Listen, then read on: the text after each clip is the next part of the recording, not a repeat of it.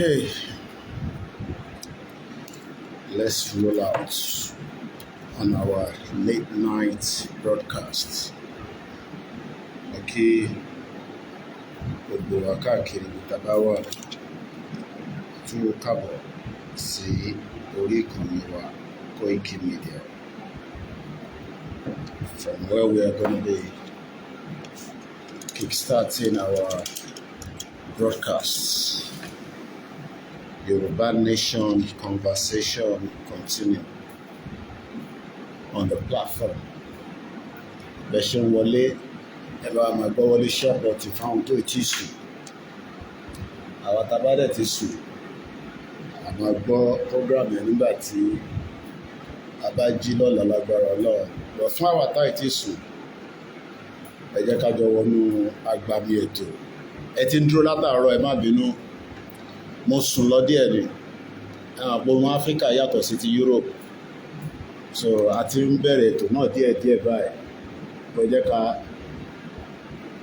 Ẹ jẹ́ ká start àwọn platforms wa ní méjì mẹ́ta kí gbogbo àwọn èèyàn lè wọlé ẹ kálẹ́ ẹ kúrò lẹ́yìn èèyàn wa. Àwa ọmọ Yorùbá Nation. Lady K ni mò ń wò kí n tó sùn lọ. Àmọ́ a ti jí padà báyìí.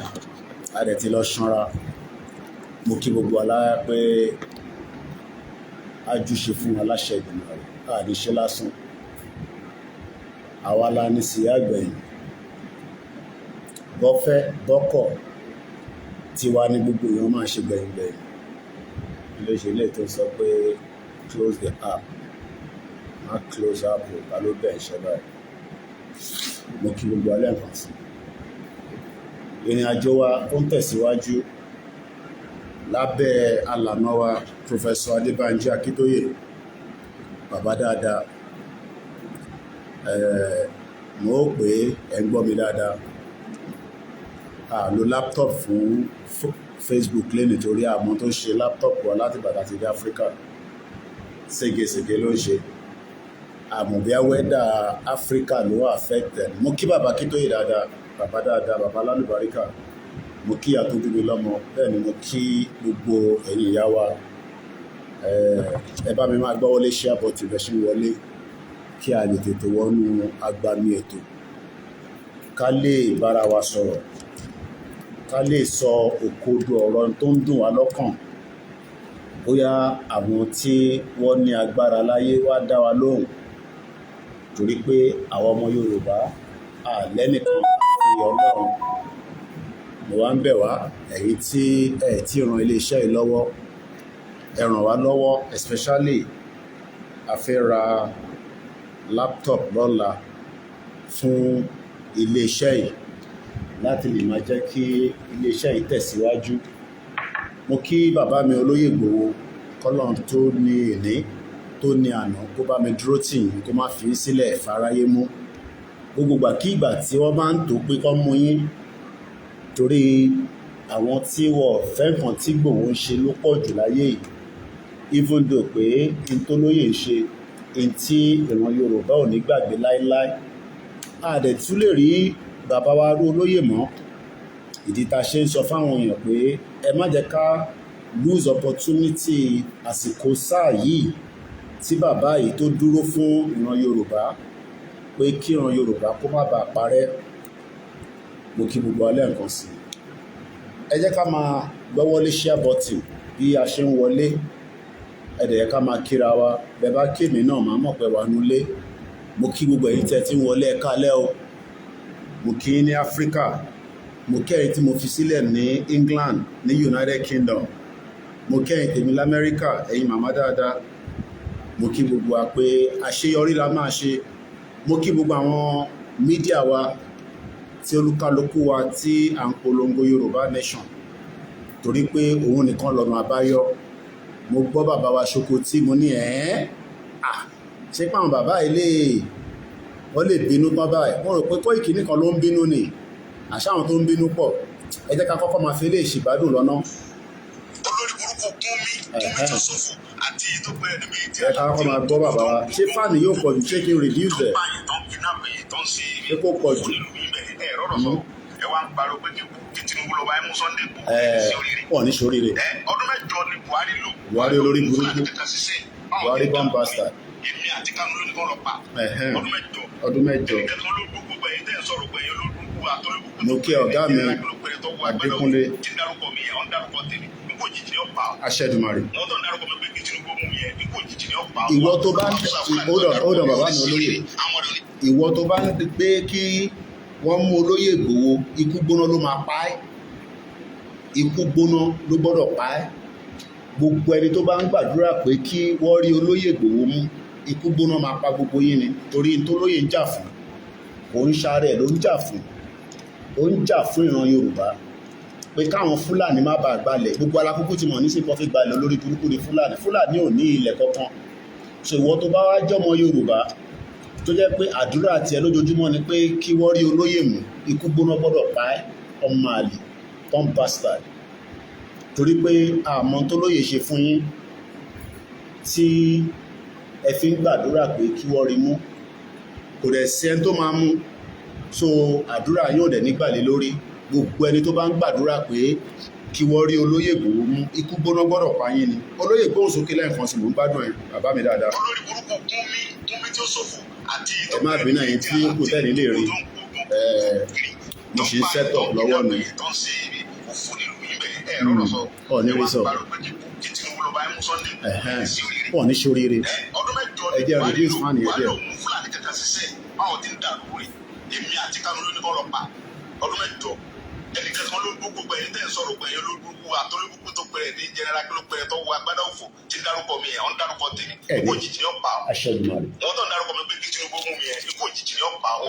Haúsá Fúlàní tó dárúkọ mi ó lè sí orí àwọn ò ní jèrè ẹ̀. kí ni kílódé mi àti ẹ̀pọ̀ ṣé Fúlàní ṣé mi jẹ́ Fúlàní tó ní mọ́kànlá ní Yorùbá ni mí náà kílọ̀kà ó lè mọ́ ó ṣe sọ pé kí Buhari ó mú kún mi nígbà olórí burúkú ni wọ́n. ó sì sọ pé kí Buhari ó mú kún mi. olórí burúkú ni wọ́n bá mi. èyí tí aláwọ̀ èdè tẹ́jọ́ sórí kútẹ́ púpọ̀ yà níbẹ̀ nígbà yẹn.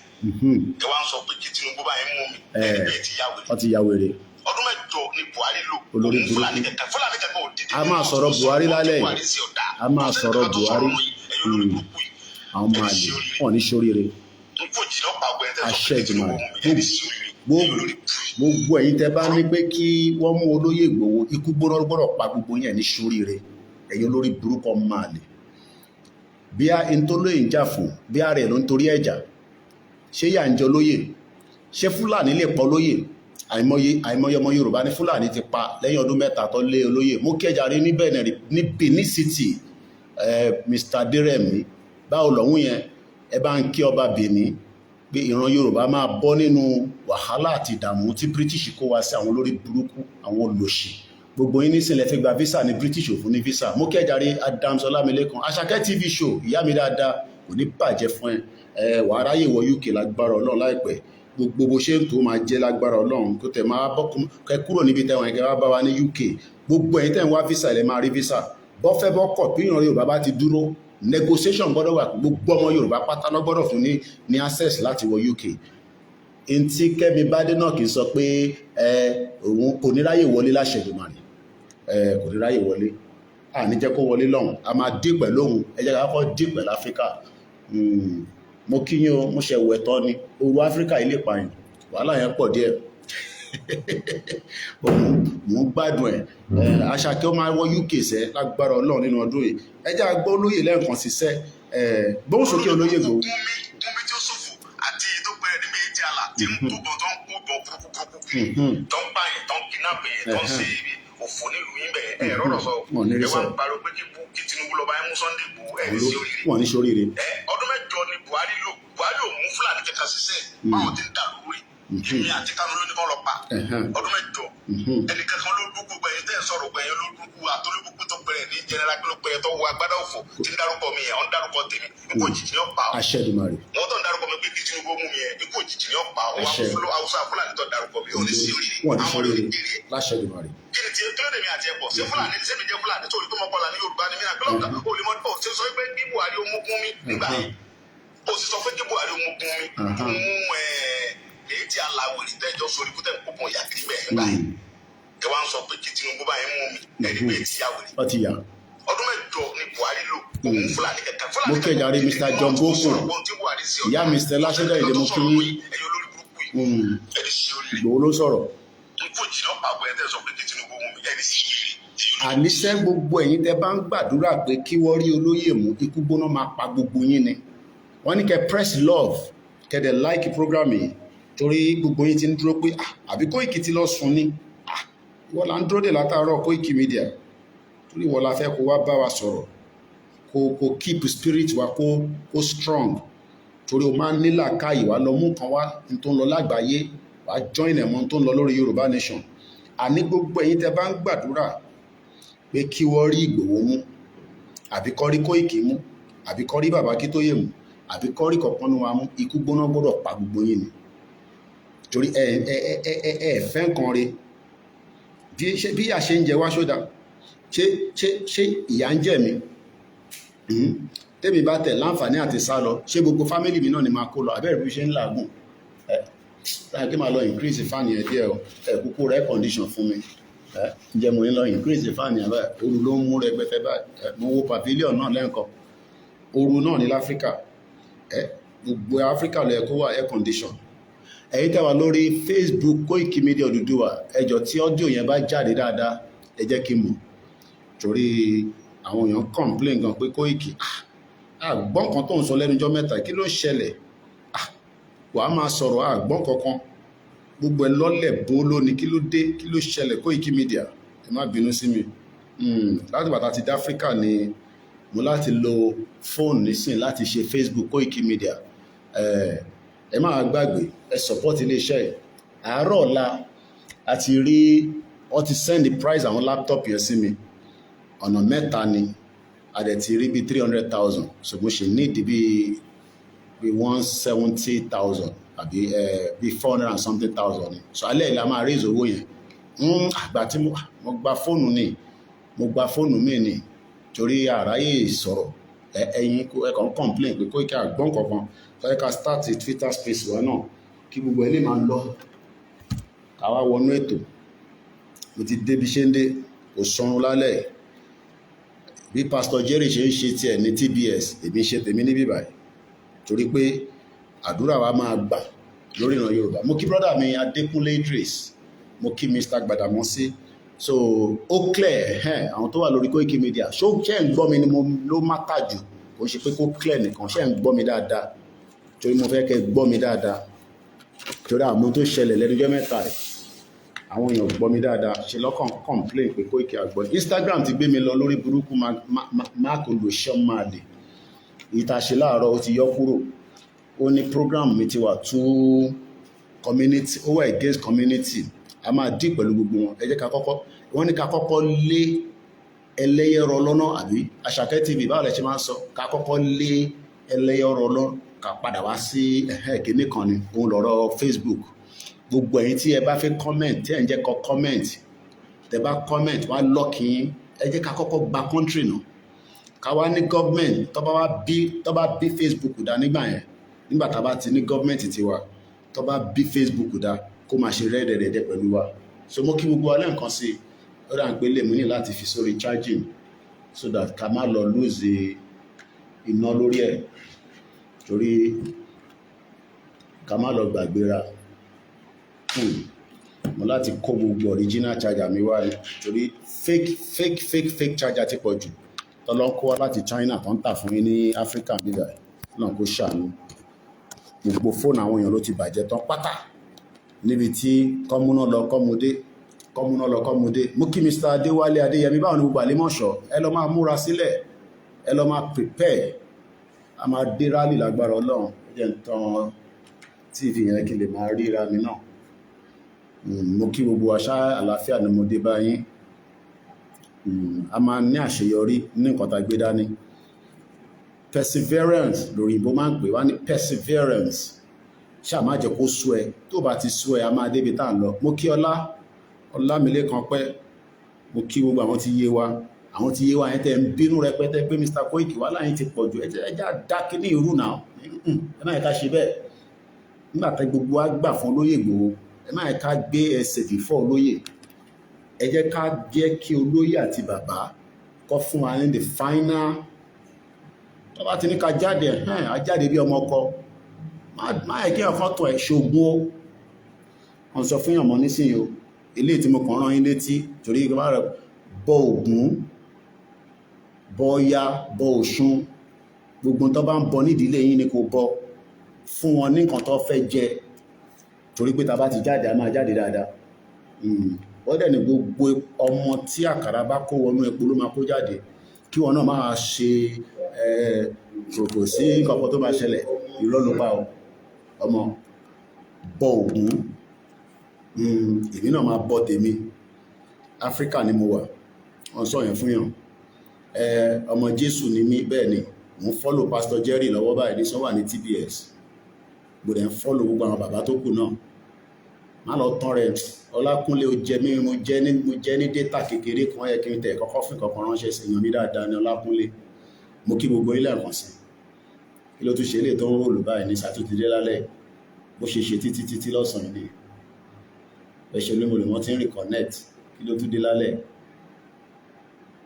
Backup YouTube channel wa, ló tún dé tó tún rò bó ṣe ṣe títí lọ́sàn-án náà nìyẹn.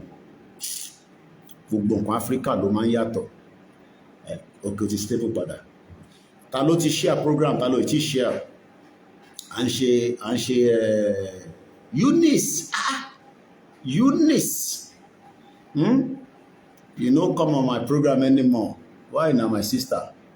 Àwọn Biafra, kọ́nà bá ń ṣàánú Simon Ekpa.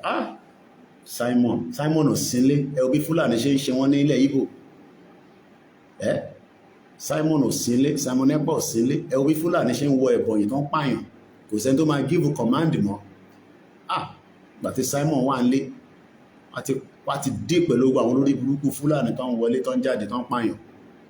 But Simon ò sínlé mọ́. Mo kí gbogbo ẹ̀yin èèyàn wa, Mr. Osunibo, mo kí yín. We have a lot of battles we are fighting. Mọ́mọ́, Amauche mo kí ẹ. Àmọ́ bí èdè Fúlàní ti wà ní àwọn Biafra. Allah, after that convention, everything don scatter. Mo rí rẹ̀ láyé mi. Expectation àwa Yorùbá ni pé bí Biafra ṣe declare ní December yẹn, nǹkan máa lọ pàápàá. Èdè Fúlàní wà ní wọn ni mo rí rẹ̀. Mo láti back out kúrò láàrin wọn díẹ̀ torí kọ́ máa ní which side you dey Koiki. Mo ra fi wọ́n sílẹ̀. Mo rí Amauche ní Koiki, me I still dey work o, I still dey hustle. Ó bá ṣiṣẹ́ ní Europe, you gotta work in Europe, man. Iṣẹ́ là ń ṣe bí ògùnṣẹ́. Work. Mo kí ẹ Scars Gold. Kò ní bàjẹ́ fún yín. Bàbá mi Daniel Adéyẹmí mo kí. Ẹ bá mi gbé wọlé share button. Akí olóyè Ìgbòho, a nífẹ̀ẹ́. Bẹ́ẹ̀ ni gbogbo tó ṣe ń lọ náà ni mò ń follow Amauche, Eunice rather. Lọ́run, Biafra mo tó ṣẹlẹ̀. Biafra Fúlàní ti wà rìn wọn ni. Wọ́n ti compromise wọn. Mo wá rántí pé Nnamdi Kanu ní some people will be bought in a movement, and Fúlàní ní owó burúkú débi pé wọ́n lè penetrate yín. Àwọn tó wò mí báyìí nísìn, ẹlòmíì nísìn, bó ṣe máa compromise mi ló ń wá báyìí o. Mr. Koiki mo lẹ́wà, Mr. Koiki afẹ́rí yín, irọ́ ni o. Kò wọ́n nífẹ̀ẹ́ yàn dénú, irọ́ ni o. Mr. Koiki àti gbọ́ pé wà l'Áfíríkà, ṣé ká wá kí yín, ṣé ká yọjú sí, irọ́ ni o. Gbogbo 2021 ni àti gbọ́n ní tẹ́lẹ̀ láàgbọ́n. Ẹ mọ̀ pá àgbọ́n nígbà tí mo wá 2021. Ẹ ṣé jàre, pick up. Wọ́n ní boss man, Ọlọ́run nìkan ni boss man. I'm your servant. Servant yìí ni mo jẹ́. 2021, actually láwọn tó lóyà, but many people wọ́n ti gbàbọ̀dé. Mo kí yàwá Olúgẹ́, ẹ ṣé gan ni. Eunice gbogbo náà ni mo mọ̀. Movement àwọn Biafra yẹn don get that. Ó ti ní leg. Wọ́n ti compromise movement wọn náà. Ẹ mọ̀ gbà táwa náà ní problem pẹ̀lú Dúpọ̀ Onítìrì. Àwọn náà ti wà compromise. But mo fẹ́ get involved. so yẹn mo ṣe rọra dákẹ́, mo ṣe rọra fi wọ́n sílẹ̀, mo kàn wò wọ́n behind the scene bí Biafra tí ẹ pé ama uche, you know say we be diaspora tẹ́lẹ̀ ní ìgbà tí mo mọ̀ tí kò yé mi ni lọ́n forí jì àwọn tó ti kú. Mo kí gbogbo alẹ́ nǹkan sí. There's a lot to cover tonight, but mo ṣe ń appreciate àwọn èèyàn wa. How many people don't comment? Ẹlòmíì òkùnkùn ní ìyá mi kan ní Koiki àwọn comment, we are your silent watcher, but àwa pẹ̀lú ẹ̀. Ẹ kọ́kọ́ fún wa ní owó, ẹ raise owó pẹ̀lú wa lálẹ́. Kátẹ̀ kọ́kọ́ raise 200,000 kí n fi kún owó tó wà lọ́wọ́ mi kán lè lọ ra laptop láàárọ̀ ọ̀la. Èmi náà ti ní 300 lọ́wọ́. Yekini Mustapha, mo kí ẹ. Mo kí gbogbo wa dáadáa. Ẹ support platform yẹn jọ̀ọ́. Ẹ fún wa ní gbogbo support. And the line is open, but yẹ ká kọ́kọ́ ká ń tẹ̀ wá. Iṣẹ́ wa fúnlẹ̀ wa, forílẹ̀ ibi wa, kàgbéga, kàgbéga, kàgbéga fàlẹ́rì. Ìgbàgbọ́ wa ni pé bá ti bẹ̀rù làbọ̀ mọ́. Ká ṣiṣẹ́, ká ṣiṣẹ́, ká ṣiṣẹ́, ká jọlá. Ìṣọ̀kan àtòmìnira ní kẹjẹ ká máa lépa. Ìtẹ̀síwájú fọ́pọ̀ ire àtòhun tó dára. Ọmọ Oòduà dìde bọ́ sípò ẹ̀tọ́ rẹ. Ìwọ ni ìmọ́lẹ̀ ògo adúláwọ̀. Àwa ni ìmọ́lẹ̀ ògo adúláwọ̀. Ẹ jẹ́ kí n kọ́kọ́ lọ bá àwọn diaspora mi dáadáa, àwọn tí Ọlọ́run fi kẹ́ mi, torí ẹ̀yin náà ni mo lè yọ̀ sí lọ́rùn. Ṣẹ̀rí wọ́n ti sẹ́ndì àwọn laptop yẹn sí mi, wọ́n ti sẹ́ndẹ̀ sí mi ní àná, different type mẹ́ta ni. The first one tó send sí mi, HP EliteBook, 420,000 naira. 8 gig RAM, 256 gig SSD Intel, I think iCore 5. The next one, Dell Latitude, touch screen display. Èmi kọ́ ni mo fẹ́ lò, but iléeṣẹ́ wa náà ni a fẹ́ rà fún.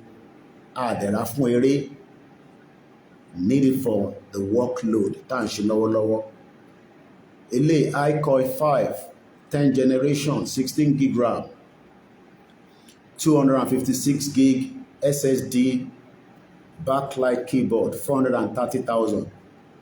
And the last one, Dell Latitude, 5289 X36, iCore 5, 7th generation, 390. Mọ̀mọ́ tó ṣe lè tó ń mo kíyà tó bí mi lọ́mọ. Tí ìbá súnmọ́ sí mi náà gbọ́dọ̀ sùn. Kọ́lọ́n bá wà pẹ̀lú wọn. So option mẹ́ta la ní. One is 420,000, one is 430, and the cheapest one is 390. Owó tó dẹ̀ wà lákàntì wa nísìn, gbogbo owó tó wà lákàntì wa, íńtánẹ́ẹ̀tì ní 500 naira, 200 naira ló máa ń rà. So ẹ̀yin diaspora ni mo wá bẹ̀, mo yọ̀ sí lọ́rùn lálẹ́. Ẹ jẹ́ kó yìí kó pé wọ́n lè lọ ra laptop yẹn lọ́la. Especially I need it fún before the end of this month. Láti fi ṣe lot of event tó ń bọ̀. So àwọn èèyàn tí ń béèrè account number, ẹ̀ tó máa dẹ̀ bá ń post ẹ̀, ó ti sùn lọ. So èmi náà ni màá láti post ẹ̀ fúnra mi. A máa wá sọ̀rọ̀ nípa, mo rí mẹ́sẹ̀gì Buhari lọ́dọ̀ Linda Ìkejì olórí burúkú bọ̀. Ẹ jẹ́ ká kọ́kọ́ gbọ́ owó náà because I need owó. Tabaríyàn bíi 5 tó sọ pé Koiki, owó tó ń wá yẹn kò tí tó $20, èmi á fún ẹ nínú ẹ̀. Skarsgold mọ̀ sí mi kí ẹ, ọ̀nà tó jọ mẹ́ta, Skarsgold ti faṣẹ́ lọ́nìí. Pé ìlú òyìnbó yẹn máa ń ṣiṣẹ́ ni. Ẹ̀yin náà, ẹ̀yin diaspora ni mo lè yọ̀ sí lọ́rùn. So jẹ́ kí n sáré post account number. Màá dẹ̀ pè síta. Mr. Adékúnlé Idris mo kí yín o. Gbogbo ẹ̀yin silent listeners. So náírà la need. Ẹ bá fún mi ní dọ́là, àbí pounds mo sì máa tún send ẹ̀ wá àfi tẹ́ bá fẹ́ fún àwọn ọmọ Oòduà lówó pé Koiki ṣó ti ra bọ́gà fáwọn ọmọ Oòduà ní London tó wá jókòó sí Áfíríkà ẹlòmíà ní kò níṣẹ́ lọ ẹ mọ̀ pé journalist máa ń káàkiri ni ẹ̀yin ò rí àwọn journalist Christian ampo nǹkan mo ti fẹ́ fi account number síta TJ mo kí ẹ jàre Amauche ẹ jẹ́ sáré fi account number síta fáwọn tó fẹ́ fún wa lówó ká lè rí laptop yẹn rà lọ́la tábàdẹ̀ ti rà màá ní kó ṣe fídíò ẹ̀ so mo mọ̀ pé kò necessary fẹ́yìn diaspora but normally ẹlòmíì like láti rí pé tòótọ́ lẹ ti ra laptop tó bá yẹ pé Koiki ti fowó jẹ gúgúrú so account number yẹn ẹ bá ń kọ sílẹ̀ First Bank ẹ̀yin tẹ́ bá dẹ̀ ṣì ní opay yẹn náà lọ́wọ́ ń ṣiṣẹ́ kí ló ṣe lè tó ti kú báyìí Twitter space mi ti lọ máa sá lọ náà account number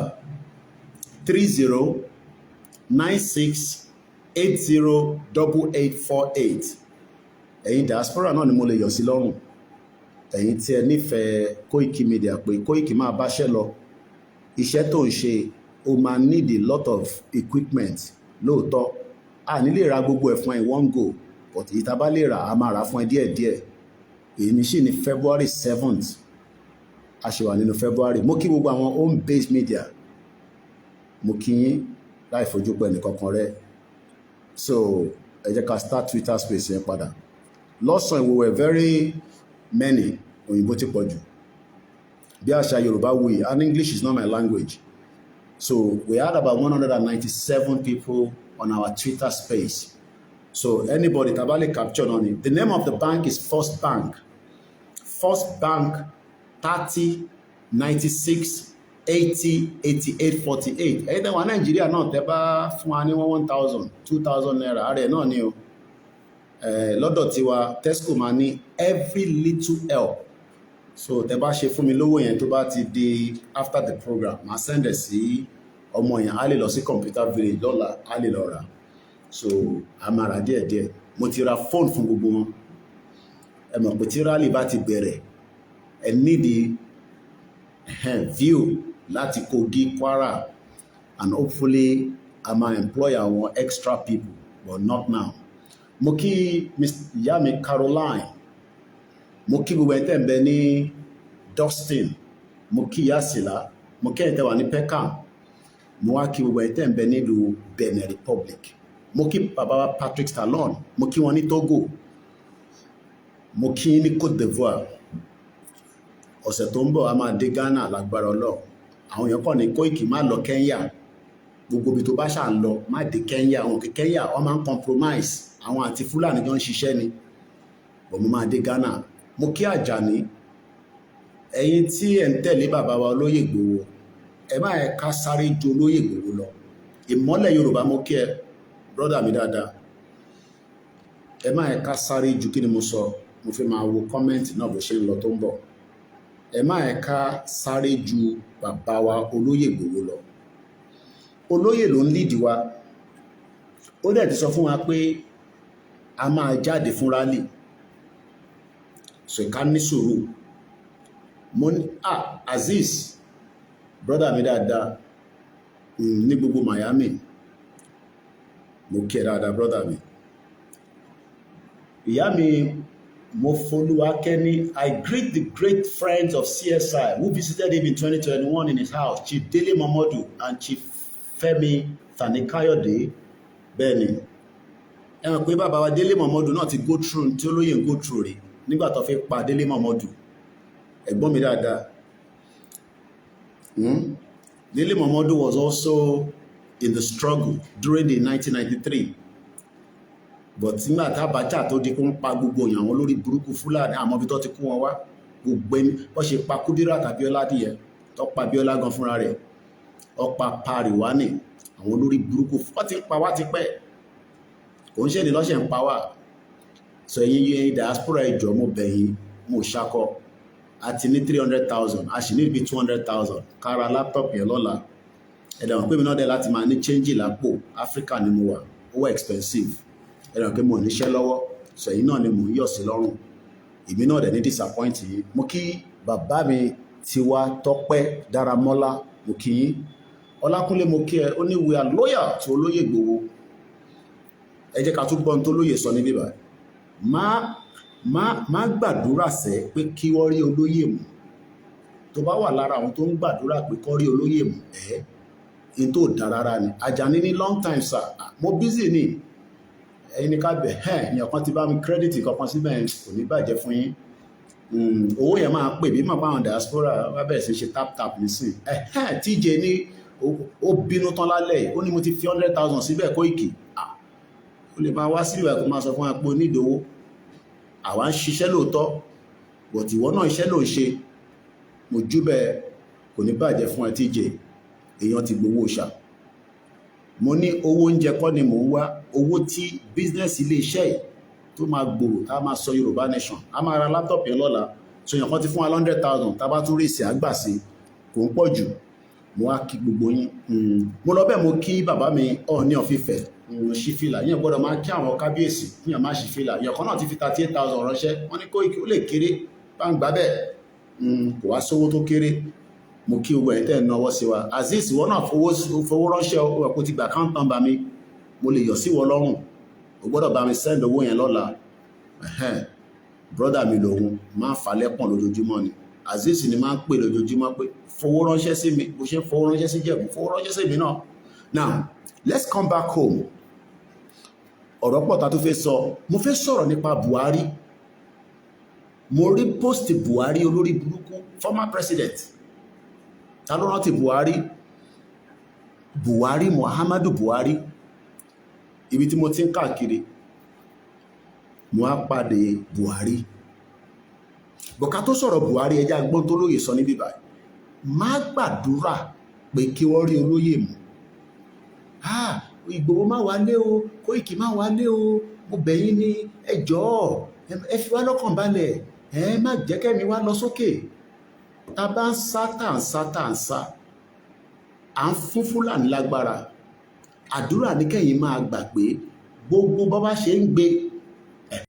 Eunice ní I will send mine later. Koiki má worry. Mo kí gbogbo wa kó má dàbí pé torí owó nìkan la ṣe jókòó. Mo ní program tí mo fẹ́ ṣe náà, but ẹ má gbàgbé ẹ support ilé iṣẹ́ wa. Ẹ jẹ́ agbọ́n tí chief sọ ká tó tẹ̀síwájú. Olórí burúkú Gúnmi tí ó ṣòfò àti ìdókòwò ẹni pé ti àlà tí ń túbọ̀ tó ń kó gan burúkú kiri tó ń pààyàn tó ń kidnap tó ń ṣe òfò nílùú yín bẹ́ẹ̀ rọ̀rọ̀ sọ ẹ wá ń pariwo pé kí Tinubu lọ́ba ẹ mú Sunday kú ẹ̀rí sí olè. Ọdún mẹ́jọ ni Buhari ò mú Fúlàní kẹ́kẹ́ ṣiṣẹ́ báwọn ti ń dàrú rí. Èmi àti Kanu ló ní kán lọ pa. Ẹ ní sùúrù síbẹ̀. Buhari used 8 years, ọdún mẹ́jọ. Ìwọ tó gbọ́ Yorùbá, I want to speak in English as well. Buhari, ìyá mi dúpẹ́ ní Koiki. Èmi náà ti bẹ́ẹ̀ fi change síbẹ̀. Kò sí nǹkan tó ń jẹ́ change o. Bẹ́ẹ̀ bá fún wa ní 1,000 naira owó ni. Mo kí mọ́mì mi, ìyá dáadáa. Àwọn grandma kan, àwọn tẹ́ fẹ́ gbọ́ kí Koiki. Ara wọn máa gbọ́ ní Koiki. Mo ní ọ̀pẹ́ bẹ́ẹ̀ ṣe ń ṣe sí ìbàdàn náà lẹ́ ṣe káàkiri. Ẹ tún máa send owó sáwọn èèyàn nílé. Ẹ ṣe gan ni mọ́mì mi, ìyá wa Dúpẹ́ Agboola. Let's continue. Now, ẹ jẹ́ kí n lọ sórí Google kí n lọ pull out story Buhari yẹn. Buhari, Muhammadu Buhari, former president of the Federal Republic of Nigeria, is in the news again. Buhari, say baba. Vanguard newspaper. Mo kí bàbá mi Tèmídayọ̀ Dennis Omitogun, gbogbo àwọn bàbá yẹn kọ́ ti padà sílé. Ó lè padà sílé because tó bá padà sílé, some of them wọ́n need the support healthcare. Ẹlòmíì ó need environment tó dáa. Most of them are stuck abroad. Bàbá wa kan fi voice note ránṣẹ́. Bàbá yẹn is 80 years old. Màá play VN yẹn fún yín. Wọ́n ní tẹ́ bá dúró pé kí Tinubu fún yín ní Yorùbá nation in 1,000 years kò sí tó kan Tinubu. So a lè expect ká dúró de Tinubu. Tinubu ń bá tiẹ̀ lọ káwa bá tiwa lọ. Àjàní ní Olóyè Ìgbòho is a prophet of this time. Torí gbogbo platform ọ̀tọ̀ọ̀tọ̀ lẹ ti ń wò mí. I have 1, 2, 3, 4 phones, 1 laptop. We're on the Mixlr, we're on the Twitter space. Instagram ti gbé mi lọ. Ó jẹ́ ká ráyè ṣe program lórí Instagram. Mo kí ẹlẹ́ẹ̀kan sí Eunice. Ọlọ́run bá ń dúró ti àwọn Biafra. Ọlọ́run bá ń yọ brother mi Simon Ekpa àti Nnamdi Kanu. Now ẹ jẹ́ ká padà sọ́dọ̀ Buhari. Nígbà tí mo rí headline yìí mo ní Buhari, is it another Buhari or Buhari táwa mọ̀? Ẹ gbọ́ headline yìí. Vanguard newspaper, my administration significantly improve Nigeria economy and security. Buhari. Ọlọ́run ọba o. Buhari ò ní kú ire, ọmọ àlè. I don't think you understand what Buhari is saying. Ẹ jẹ́ ká ṣí Vanguard newspaper. This is all the headline from different. Muhammadu Buhari said, and I quote, that his administration Olakunle ní kò ní dá fún Buhari, kò ní kú ire níbi tó bá wà. Born bastard, dead or alive. Ìmọ́lẹ̀ Yorùbá ní yẹ̀yẹ́ búbù. Ó ní my administration while he was in office for 8 years, òun àti Ọ̀ṣínbàjò. Ẹ jẹ́ ká fi brother wa sílẹ̀, bàbá wa Ọ̀ṣínbàjò. Torí a mọ̀ pé fún Eunice Uche ní my brother Olakunle mo kí yín, ẹ̀gbọ́n mi, my brother, we are stuck. Pẹ̀lú àwọn onítìrì tọ̀dọ̀ tí wọ́n lọ́hùn, kọ́lọ́n kó bá ń ṣàánú àwọn Biafra lẹ́ẹ̀kan sí. Ó dà pé ẹ̀gbọ́n tí mò ń sọ, Muhammadu Buhari, kí lẹ sọ bàbá mi Ògúndípẹ̀, ẹni Ìgbòho òòṣà, atófiṣẹ́ ogun rán. Mo like ọ̀rọ̀ yẹn, atófiṣẹ́ ogun rán. Àdúrà ní káwa gbà fún pé kí ọwọ́ ayé, ọwọ́ ọ̀tá, ọwọ́ enemy, ọwọ́ àjẹ́, ọwọ́ oṣó kó má bà. Atófi ogun rán Ìgbòho wàláì. Ta ló gbà bẹ́ẹ̀? Atóṣe kí ni? Atófi ogun, atófi rán. But kò wá lè já ogun yẹn nìkan without the subordinate of everybody. Ó ní the OPC, ó ní the Ẹgbẹ́kọ̀yà, ó ní the vigilante, ó ní the farmer hunters, ó ní the ìtẹ̀wà ní Kwara State, ìtẹ̀wà ní Kogi, Ondo, Èkìtì, Ọ̀yọ́, Ògùn, Lagos. Ó ní the gbogbo ọmọ Yorùbá, ó ní àwọn elite, ó ní àwọn tó ń ṣe elite. Ìyẹn ló máa jẹ́ kí ogun yẹn kó easy láti jà. So that wọ́n ní sọ pé Ìgbòho ló fẹ́ jà, wá ní gbogbo ọmọ Yorùbá ló ń jà. Ṣẹ́rí tó bá ti ń point lé pé èèyàn kan ló ń jà, ó máa easy láti target ẹni yẹn. Ìyẹn ni wọ́n ṣe fẹ́ make sure pé wọ́n fẹ́ destroy olóyè Ìgbòho látara Buhari olórí burúkú tá à ń sọ̀rọ̀ ẹ̀ lálẹ́, olórí burúkú. Ṣé kí n fún yín lójú Buhari lẹ́yìn ẹ̀yin tẹ́ wà lórí Facebook? Ẹ jẹ́ ká change background yẹn, ẹ jẹ́ fún yín ní ojú, ẹ má bínú, ojú Buhari lẹ́ máa rí. Ẹ̀yin tó kú ẹ̀ nílé rí Buhari, àfi tí bá fẹ́ ṣẹ̀ máa àdẹ̀ kí n gbé wá sórí platform. Buhari tí ó ṣe jàǹbá for 8 years, wọ́n ṣe pa ọmọ Ìgbò, ó pa Haúsá, ó pa Yorùbá, ó pa àwọn Middle Belt, ó wá fi Fúlàní sílẹ̀. Buhari wá ń sọ fún wa nísìn pé nígbà tóun o, economy Nigeria was buoyant, kódà security ó náà òun fún ní top notch. Buhari, Muhammadu Buhari ló sọ yẹn, olórí burúkú, bomb bastard. Mo ń bọ̀, mo máa fẹ́ gbójú ẹ̀ wá gun sí inú platform mi sí mo ń bọ̀. Ẹ jẹ́ kí n kọ́kọ́ change background mi, ẹ jẹ́ lọ wá picture Buhari kan wá. Muhammadu Buhari of all people, ó jí Nnamdi Kanu. Àwọn èèyàn ti ń pè wọ́n ní Koiki jẹ́ ń sọ̀rọ̀ ṣòrọ̀rọ̀ tó ń sọ lálẹ́ ó ti fi bí mi nínú pẹ̀lú ọ̀rọ̀ Buhari olórí burúkú yìí. Èèyàn kan fi bá mi sọ̀rọ̀ lálẹ́ wọ́n ti bínú tán. Hello màmá. Hello. Ẹ kálẹ́ mà. Bá mi sẹ́ẹ̀dì káàdé bàbá mi. Bá mi sẹ́ẹ̀dì. Àlọ́fẹ́ sọ yẹn ó ti hang. Àwọn mọ́mí yẹn ti bínú, grandma ti bínú, wọ́n ní send account number wa. But network kò fẹ́ kí n gbọ́ ibi tó kú ẹ̀ mọ̀ nígbà tó di ọ̀rọ̀ lówó dé nísìn network yẹn bá hang, irọ́ ló pa. Èmi ti mọ́ tó fẹ́ ẹ jẹ́ send sí ká má lọ gbàgbé ìyá dáadáa. Ìtẹ́ ń sọ̀rọ̀ pé ẹ̀yàn olóògbé àtolóògbé tó pẹ̀rẹ̀ ní general kí ló pẹ̀rẹ̀ tó wọ agbádá òfò tí ń dárúkọ mi yẹn, ó ń dárúkọ tèmi, ikú òjijì ni ó pa ọ́.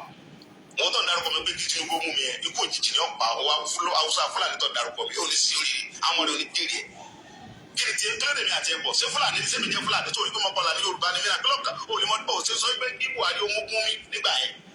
ó sì sọ pé kí Buhari omogun mi kó mú méjì aláwèrè tẹ́jọ́ sórí kútẹ́ kúpọ̀ yàgìrì bẹ́ẹ̀ ńgbà yẹn ẹ wá ń sọ pé kí Tinubu báyìí mú mi ẹni pé ti yá wèrè ọdún mẹ́jọ ni Buhari lò kò mú Fúlàní kẹkẹ ò dìde nínú ọtí wọn sọ̀rọ̀ pé Buhari sí ọ̀dà ọ̀sẹ̀ nìkan tó sọ̀rọ̀ nù yìí lórí burúkú yìí ẹni ṣe oríire bẹ́ẹ̀ni n kò jìnnà pàgọ́ ẹ tẹ́ sọ pé kí Tinubu mú mi ẹni ṣe oríire ọ̀rọ̀ ń bọ̀ kò tí ì dé. ṣé mo dúpẹ́ pé olólùfẹ́ mi ojú ni di ọdún tí ń bọ̀ ọdún ayọ̀ ló máa jẹ́ olóyè Ìgbòho.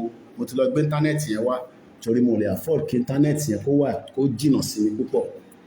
Mo lélẹ̀ àti lọ gbé wá sí tòsí. Owó tó pọ̀ la fi ṣe íńtánẹ́ẹ̀tì àti pé torí pé different African countries ni mò ń lọ, so I'm buying different internet. Mo kí gbogbo ẹ̀yin tẹ́ wà lórí ìjókòó, ẹ farabalẹ̀ kẹ́ gbọ́ ọ̀rọ̀ tí mo fẹ́ sọ lálẹ́, very very important lórí Muhammadu Buhari. Mo ń bọ̀, ẹ jẹ́ n change background ẹ̀, mo ti gbé Buhari wọlé bẹ́ẹ̀ yẹn.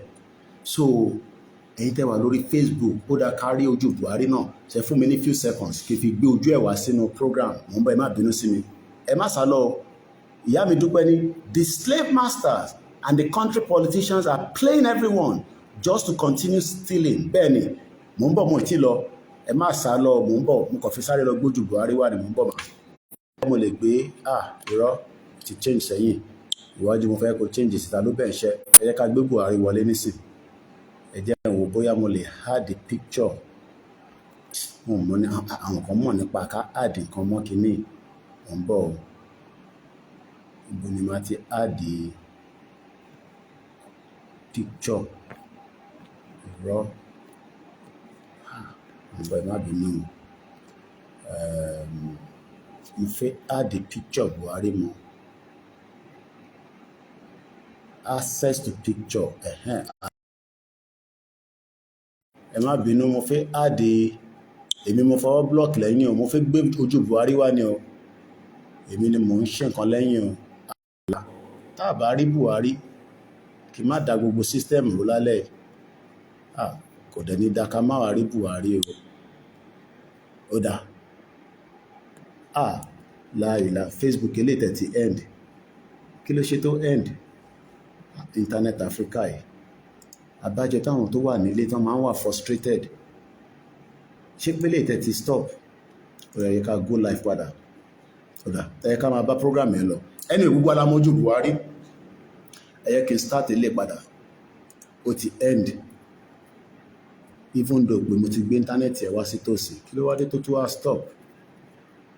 Buhari, out of all the presidents, ó gbé Fúlàní wọnú ilé, ó fi Fúlàní ṣe jàǹbá fún ìran Yorùbá.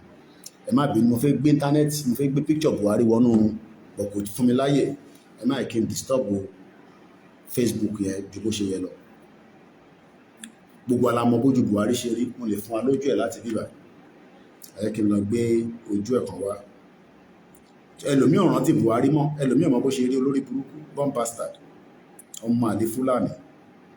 Ṣé tó bá yẹ pé Nàìjíríà jẹ́ ìlú tó dáa láti ilẹ̀ ni, Ifá gbé mi lékè, ìyá mi dáadáa, báwo níṣẹ́? Ṣé tó bá yẹ bí tí Nàìjíríà dáa, ṣó yẹ ká lo ọmọ Fúlàní fi jẹ president tí Tinubu lọ fún ní endorsement? Torí Tinubu ló lọ gbé Buhari wá, ó ló ṣe lẹ́lẹ́kejì, ó ṣe lákọ̀ọ́kọ́ ó lulẹ̀, ó ṣe lẹ́lẹ́kejì ó lulẹ̀, ó ṣe lẹ́lẹ́kẹta ó lulẹ̀, ẹlẹ́ẹ̀kẹrin lòun ní ọ̀dẹ̀ ní ẹ bọ́ ṣe ń ṣe politics kan nìyẹn. Òun láti kọ́kọ́ lọ bá gbogbo àwọn ọmọ Yorùbá sọ̀rọ̀ kó support wọn. Ibi tí problem ti wá nìyẹn. Ibi tí Tinubu ti lọ gbé Buhari wá nìyẹn pé kí gbogbo ọmọ Yorùbá support ẹ̀. Now, Ifágbémilékè náà ti bínú. Ó ní o send account number, báwo la ṣe fẹ́ fún ẹ lówó? Ìwọ náà ló ní onídòwó, o fi account number síbẹ̀.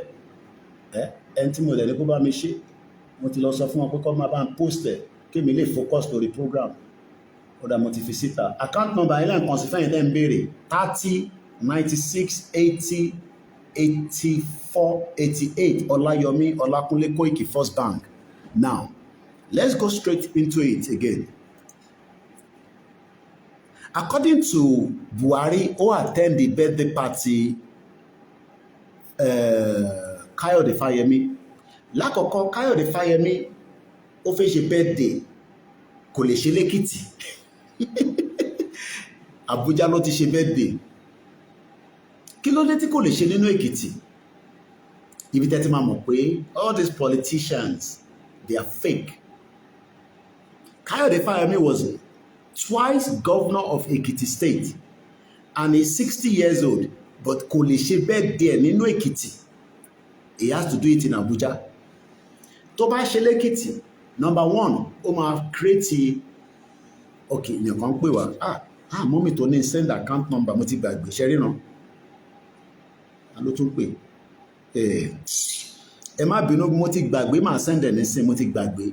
Mo tútù gbàgbé ni ẹ má bí máa send ẹ̀ nísìn.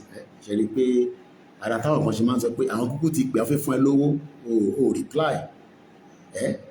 Nígbà tó pè mí lórí show báyìí, mo ti rí rìsíìtì mọ́mì mi Dúpẹ́ Agboola. Àwọn mọ́mì tó fẹ́ fún mi lówó nísìn, wọ́n ní Koiki, mo kúkú ti pè é lẹ́ẹ̀mejì, dáhùn. Bí o dẹ̀ nídìí owó tọ̀dọ̀ tèmi.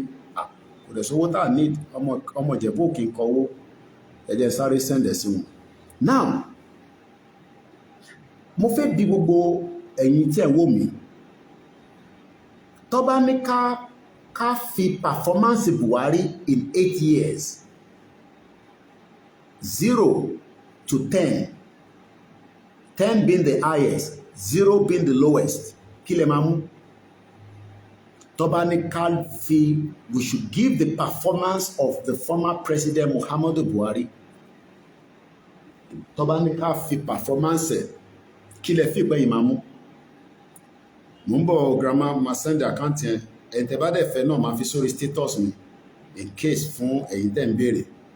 Mo kí bàbá wa alànà Professor Adébánjí Akíntóyè, bàbá dáadáa. So màá fi account number mi náà sórí status in case tẹ́ bá need ẹ̀. But mọ́mì tó béèrè nísìn, ẹ jẹ́ ń send ẹ̀ sí wọn kí n má lọ gbàgbé. Torí ọ̀nà pọ̀, káwọn náà má lọ tún send owó yẹn sẹ́lòmíì.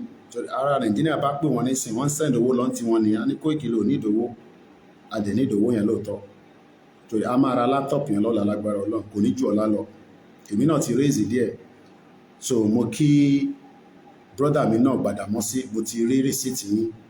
Ẹ̀yin tí ẹ jẹ́ èèyàn mi, ẹ mọ̀ pé kò ń ṣe gbogbo àná la máa ń wá, ìgbà tá a bá wá báyìí náà à ń yọ̀ síra wa lọ́rùn ni. Mo kí ìyá mi Ifágbémilékè. Now, let's continue quickly. Mo ti rí message yín, brother mi Gbàdàmọ́sí. My administration, ibo ni Buhari ti sọ eléyìí. Fayemi held his birthday in Abuja, kò ṣe l'Ekiti. Why? I don't know. You will expect that in this very difficult time, see, many Nigerians are complaining about not enough opportunity. You will expect that a Yoruba man and a former governor will have his birthday in his own state. Many dignitaries will come, hotel will be busy, at least people will make money within the 3 days of the event, because around when a official event, people will arrive a day before and people will travel a day after. That means the economic of Ekiti State within 72 hours can become at least buoyant based on the dignitaries that are coming. But they are not going to come to Ekiti State because Ekiti State is not a safe place for them. That is why Fayemi was having his birthday in Abuja as against in Ekiti State.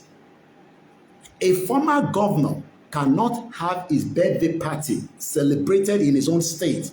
Rather, they're celebrating it in Abuja.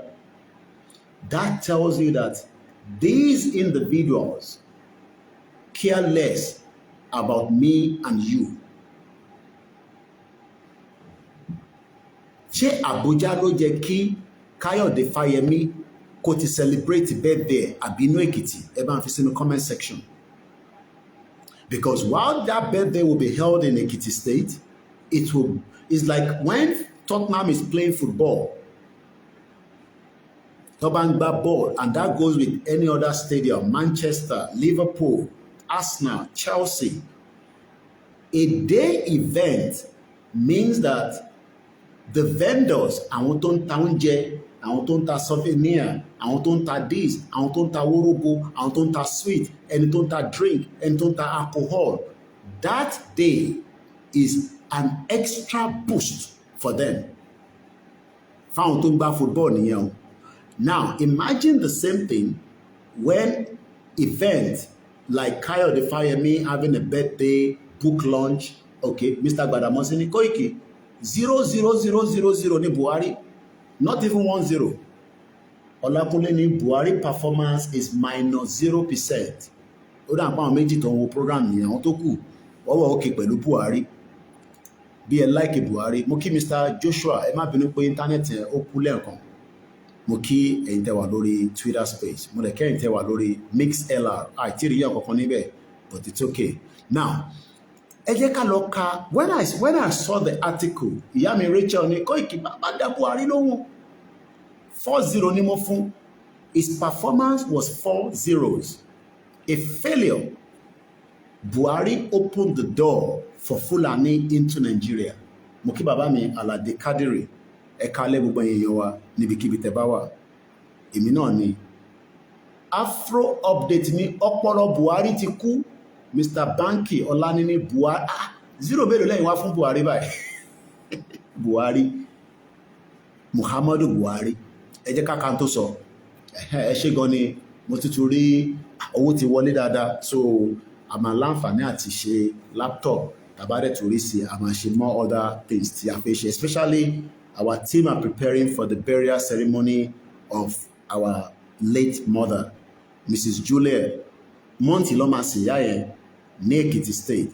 So my team are preparing to make sure that ẹ̀yin tẹ́ jẹ́ diaspora tẹ́lẹ̀ wálé, a máa cover gbogbo angle fún yín, and I assure you that we will cover every angle.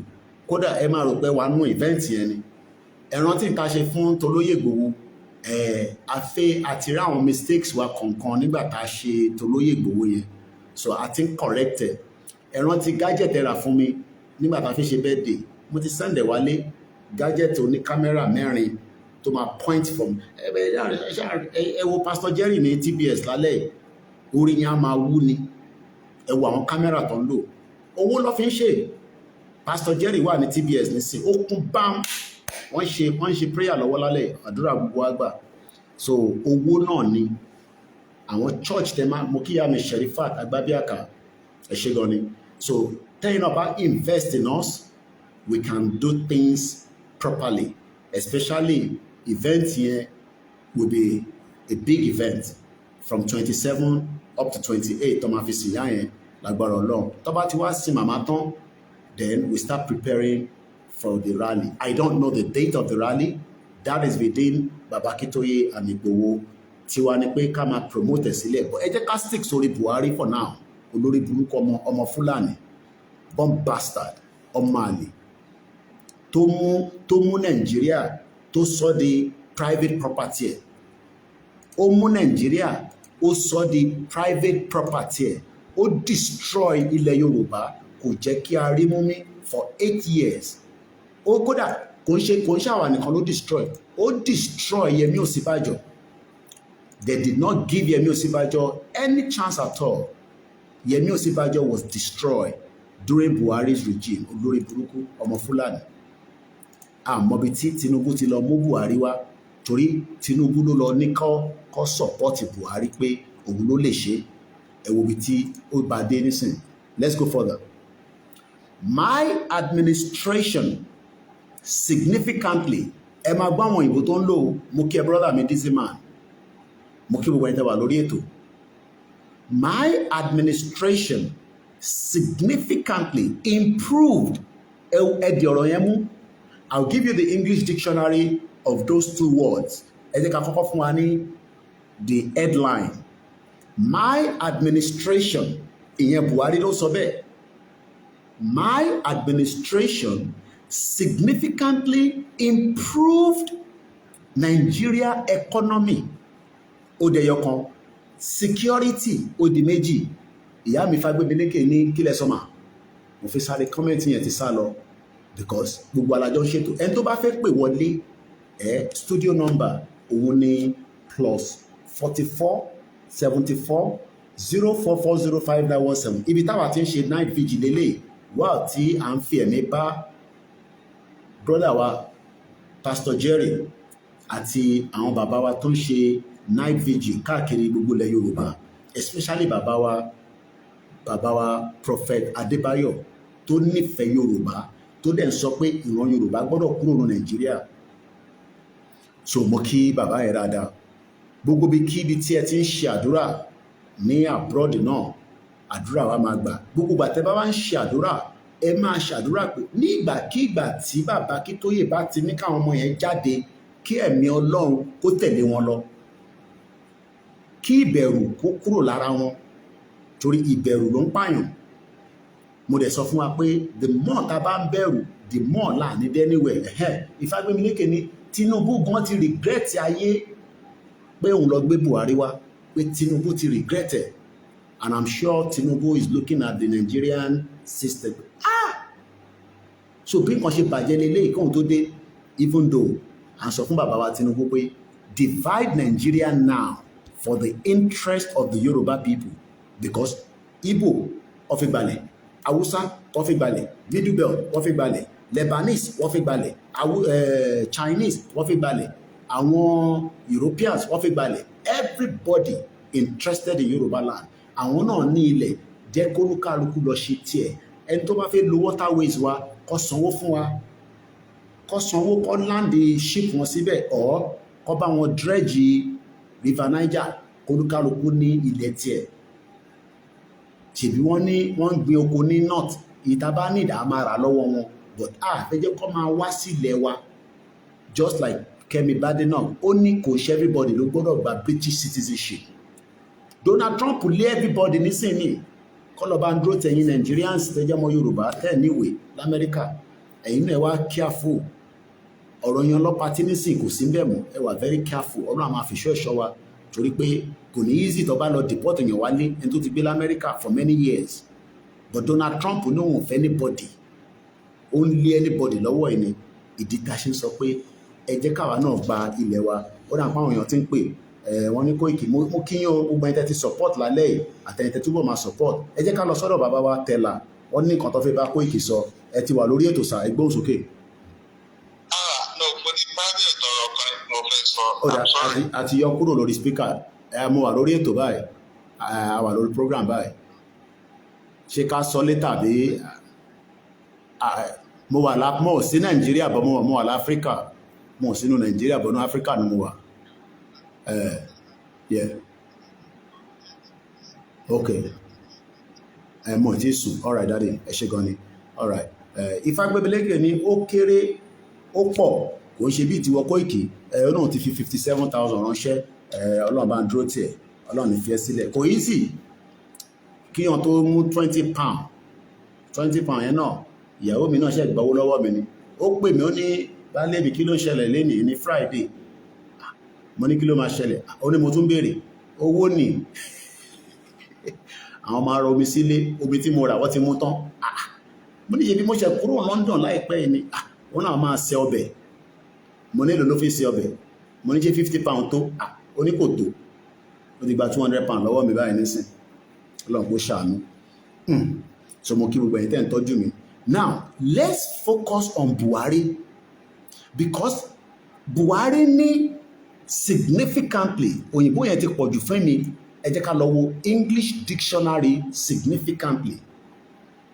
Ẹ jẹ́ ká lọ wo significant ló máa fún wa, okay, ó fún wa ní significantly. Pronunciation ẹ̀ lélẹ̀. Significantly. Okay, kí ló sọ? Significantly. Lẹ́ẹ̀kan sí. Significantly. The meaning of the word significantly means that in a sufficiently great or important way as to be worthy of attention. Buhari. Oda. Àwọn èèyàn náà tún wá ń béèrè pé what is the word or the meaning of significantly? According to the Britannia dictionary, the word significantly, or the definition of significantly, in a way that is large or important enough to be noticed or have an effect. This man, under his Bubu administration, a lot of atrocities were committed by the open borders during the pandemic while our borders were closed. Most of us forget about that. Even Sanwo-Olu was saying, there was a lockdown You were locked down. My family was locked down. But the Fulani continued to get into our land while the borders were locked during the pandemic.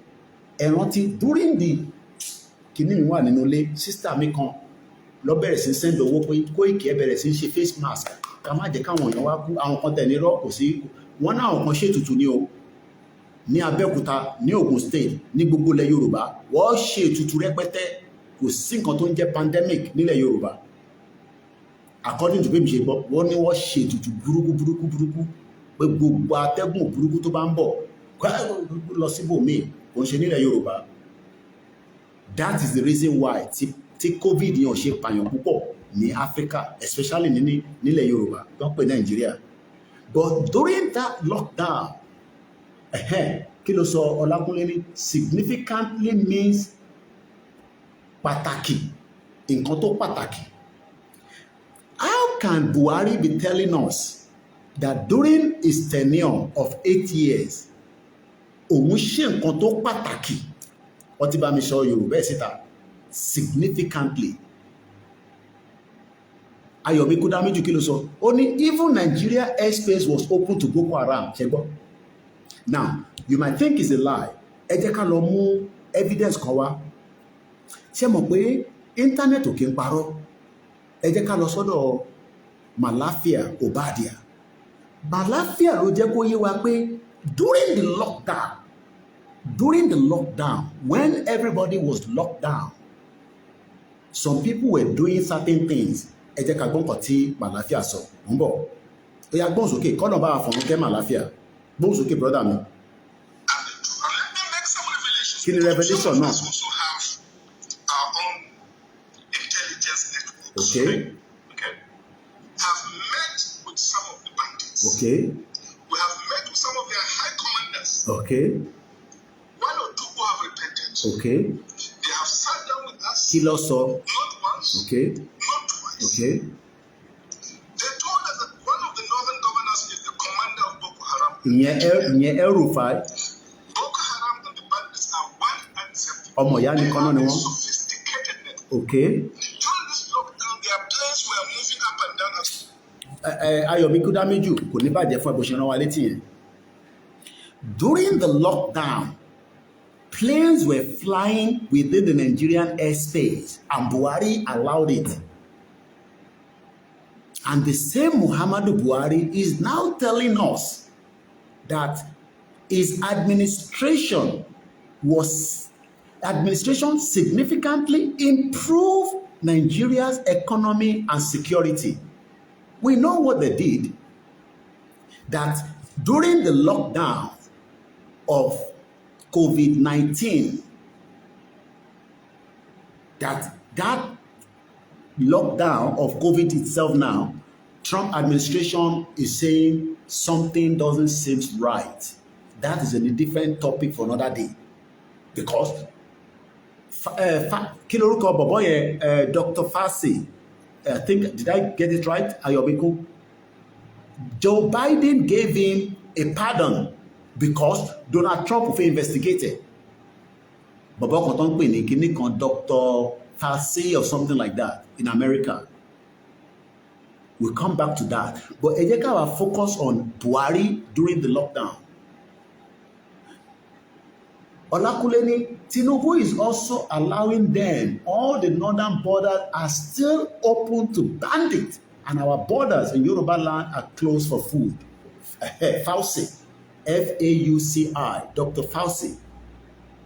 Joe Biden has to give him a pardon so that nobody investigates him while he is out of office. But I don't know whether executive order will be used to uphold it back, because àwọn tó dá gbogbo wàhálà ọ̀rọ̀ COVID sílẹ̀ nìyẹn.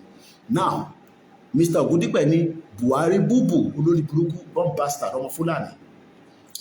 Let's go back to what Malafia told us, because we are forgetful people. Because if Buhari is coming out to say to us, oh, my administration significantly improved the Nigerian economy. I'm asking you now, as a Nigerian, which part of the economy was improved? What part of the economy was improved?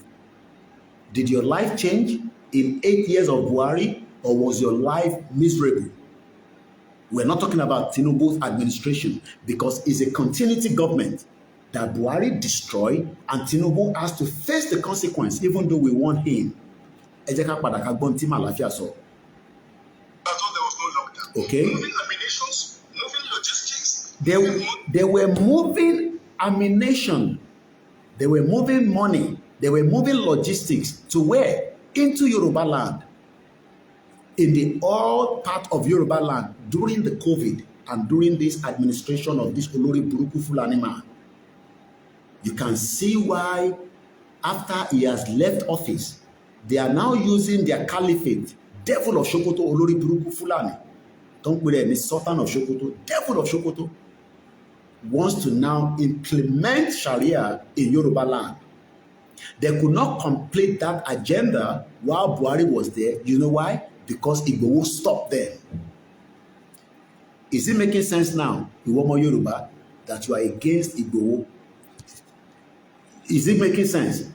Gbọ́n kan tí Igboho sọ níbí báyìí. Gbọ́n kan tí olóyè Igboho sọ. Níṣòro. Yeah. Olórí burúkú gúnmi tí ó ṣòfò àti ìdókòwò ẹni méjì àlà tí ń kó bọ̀ tó ń kó bọ̀ burúkú kiri. Tó ń báyìí tó ń kí náà. Ìyá mi ní, don't let us blame Buhari for the self-appraisal. We must owe Tinubu for the damage on Yoruba land. Because when they were telling Tinubu then that people are killing us, Tinubu went to those states and said, where are the cows? After they killed the daughter of the Afenifere leader, Fashionoti, remember that the daughter was killed, a 50-year-old woman by Fulani. Tinubu went there and said, where are the cows? Because of his own selfish ambition to overthrow the president, Odake. While they were killing Yoruba people, Tinubu kept quiet. Even as we speak right now, 10,000 Christians have been killed while Tinubu is in office in the last 2 years. Thousands of Nigerians have been massacred and killed while Tinubu is in office. Now we understand that Tinubu is not in charge of the military.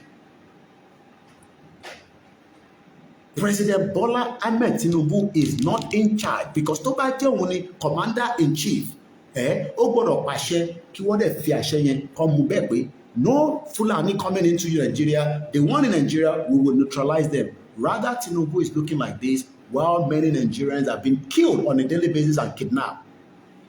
Are you getting the message now? You that you are against Biafra, you are against independent Middle Belt, you are against independent of country like Yoruba Nation. Ajani Akini, Nigeria has gone already. Ẹlọgbọ́n kan tí bàbá Sokoti sọ.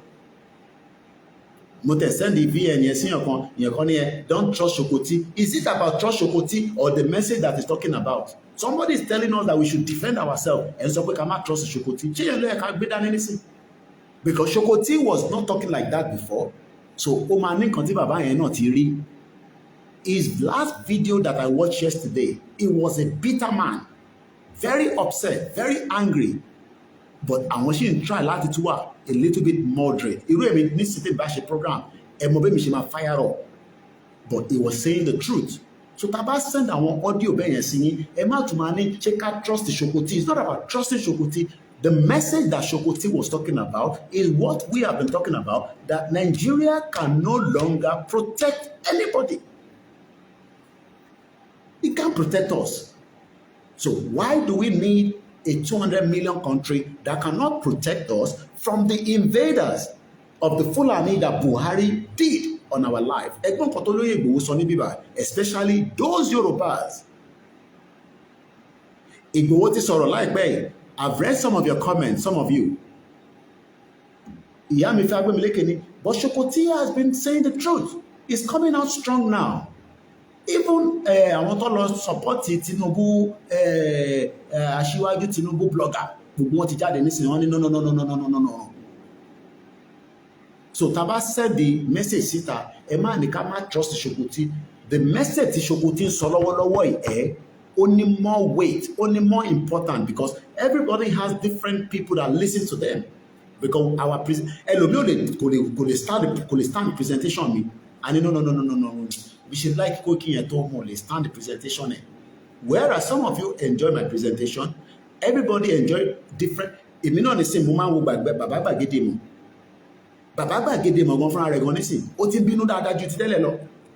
So the reality is getting done on millions of Yoruba people, and we need more Yoruba speakers.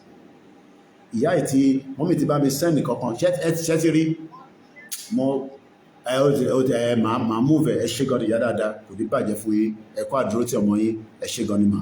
Mo kí gbogbo ẹ̀yin tí ẹ ti náwó sí wa ẹ̀yin tẹ́ ẹ ti náwó náà ẹ má jẹ́ kó pẹ́ ẹ náwó sí Koiki Media.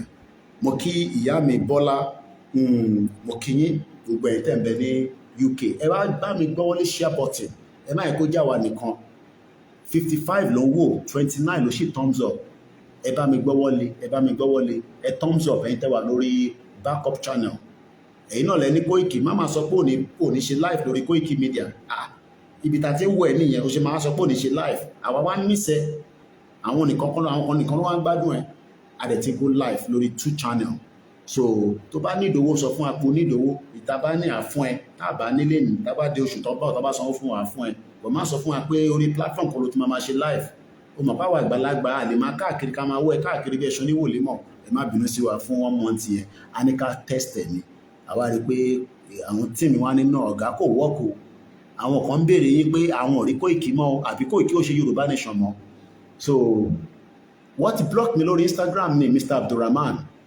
èyí tá a ṣe ní my true Instagram èyí tá a ṣe lọ́sàn-án Instagram yọ ó ní kò bá community standard mo mọ tí mo sọ tí kò bá community standard so we are not on the Instagram so ẹ má bínú but a wà lórí Twitter space mo dẹ̀ wà lórí Twitter mo wà lórí MixLR ìyẹn dàbí rédíò ni a dẹ̀ wà lórí Facebook I think that is more than enough mo dẹ̀ láwọn tó ń lo fídíò mi mo rí pé Oòduà TV tí mo ṣe lọ́sàn-án bàbá ti gbé ń tiẹ̀ kò sí tó kàn brother mi mo kí Yorùbá Space TV náà so mo kí àwọn tó ń lo fídíò wa Àjàní ní in fact Koiki worldwide you have tried a lot I ti try until tá a bá gba Yorùbá country wàláì ẹ má tí yìn mí pé a try nígbà tá a bá ti gbalẹ̀ wa ẹ fún mi láwọ́d ẹ fún mi lówó ẹ ra lé fún mi l'Amẹ́ríkà mo ti promise ìyàwó mi pé máa ra lé fún ní London bọ̀ kó jẹ́ ká sì struggle délẹ̀ àbí ìgbà yẹn iná wa Koiki ibo ló fẹ́ ká ra lé sí fún ẹ ní London tó ti ṣiṣẹ́ dáadáa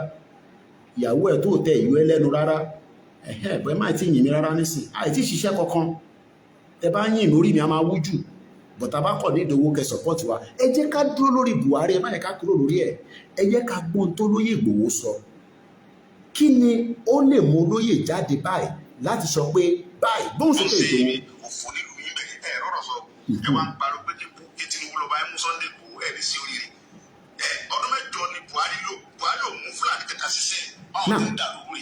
ọdún mẹ́jọ ni Buhari lò kò dẹ̀ mú àwọn Fúlàní ṣé rọ́lá ń pa oya ẹ̀túgbọ́n kan tí màláfíà sọ ní bíbá ẹ mọ̀ pé evidence wà but a ti gbàgbé we are only reminding you especially those of you that are still pointing fingers Igboho talks too much Igboho doesn't have respect for elders.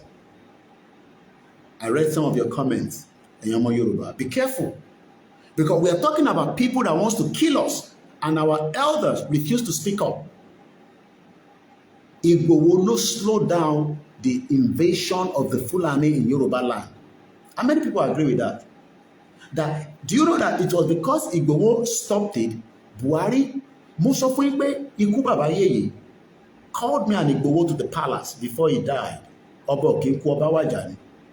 And he told us, I was sitting down when the late Aláàfin said that Buhari called him. I am not making this up. Buhari called him to pin down Igboho in the palace. I don't think some of you understand what I'm talking about. The late Aláàfin called me and Igboho and said, Igboho, mo ṣe gba call látọ̀dọ̀ Buhari. Buhari called the late Aláàfin pé kó mú Igboho sínú palace. Kó mú sílẹ̀ de owó káwọn DSS àtàwọn sójà kó lè mú Igboho. It was after that lọ́lọ́ attack wa ní July 1st. That was in 2021. I was still in Nigeria when Aláàfin called us. kò ń ṣe nǹkan kò ń ṣe márùn-ún ládé palace Aláàfin. The rest I would leave it for another time in my new kò ń ṣe nǹkan àmàmà sọ nísìn. The question is, what was the reason why Buhari wanted to arrest Igboho? Because Igboho challenged the Fulanis in Yoruba land. But no. Tí àwọn kan bá lè sọ̀rọ̀ tó ń waṣọ funfun káàkiri, táwọn elite wa ò lè sọ̀rọ̀, táwọn governors ò lè sọ̀rọ̀, most of them could not face Buhari. Not even Tinubu. Because Tinubu was trying to play the devil advocate. Because Tinubu wanted to be the president. So gbogbo tí Buhari ṣe, Tinubu was accepting it. But somebody stood out of millions of Yoruba people. And who was that man? It was Igboho. He challenged Buhari indirectly and directly. That no, this is not going to be possible. Not on our soil. Bàbá mi, ìyá mi Ramota ni Koiki, olófò ni Buhari, mo fún ní 10 zeros. Kò perform kankan rárá.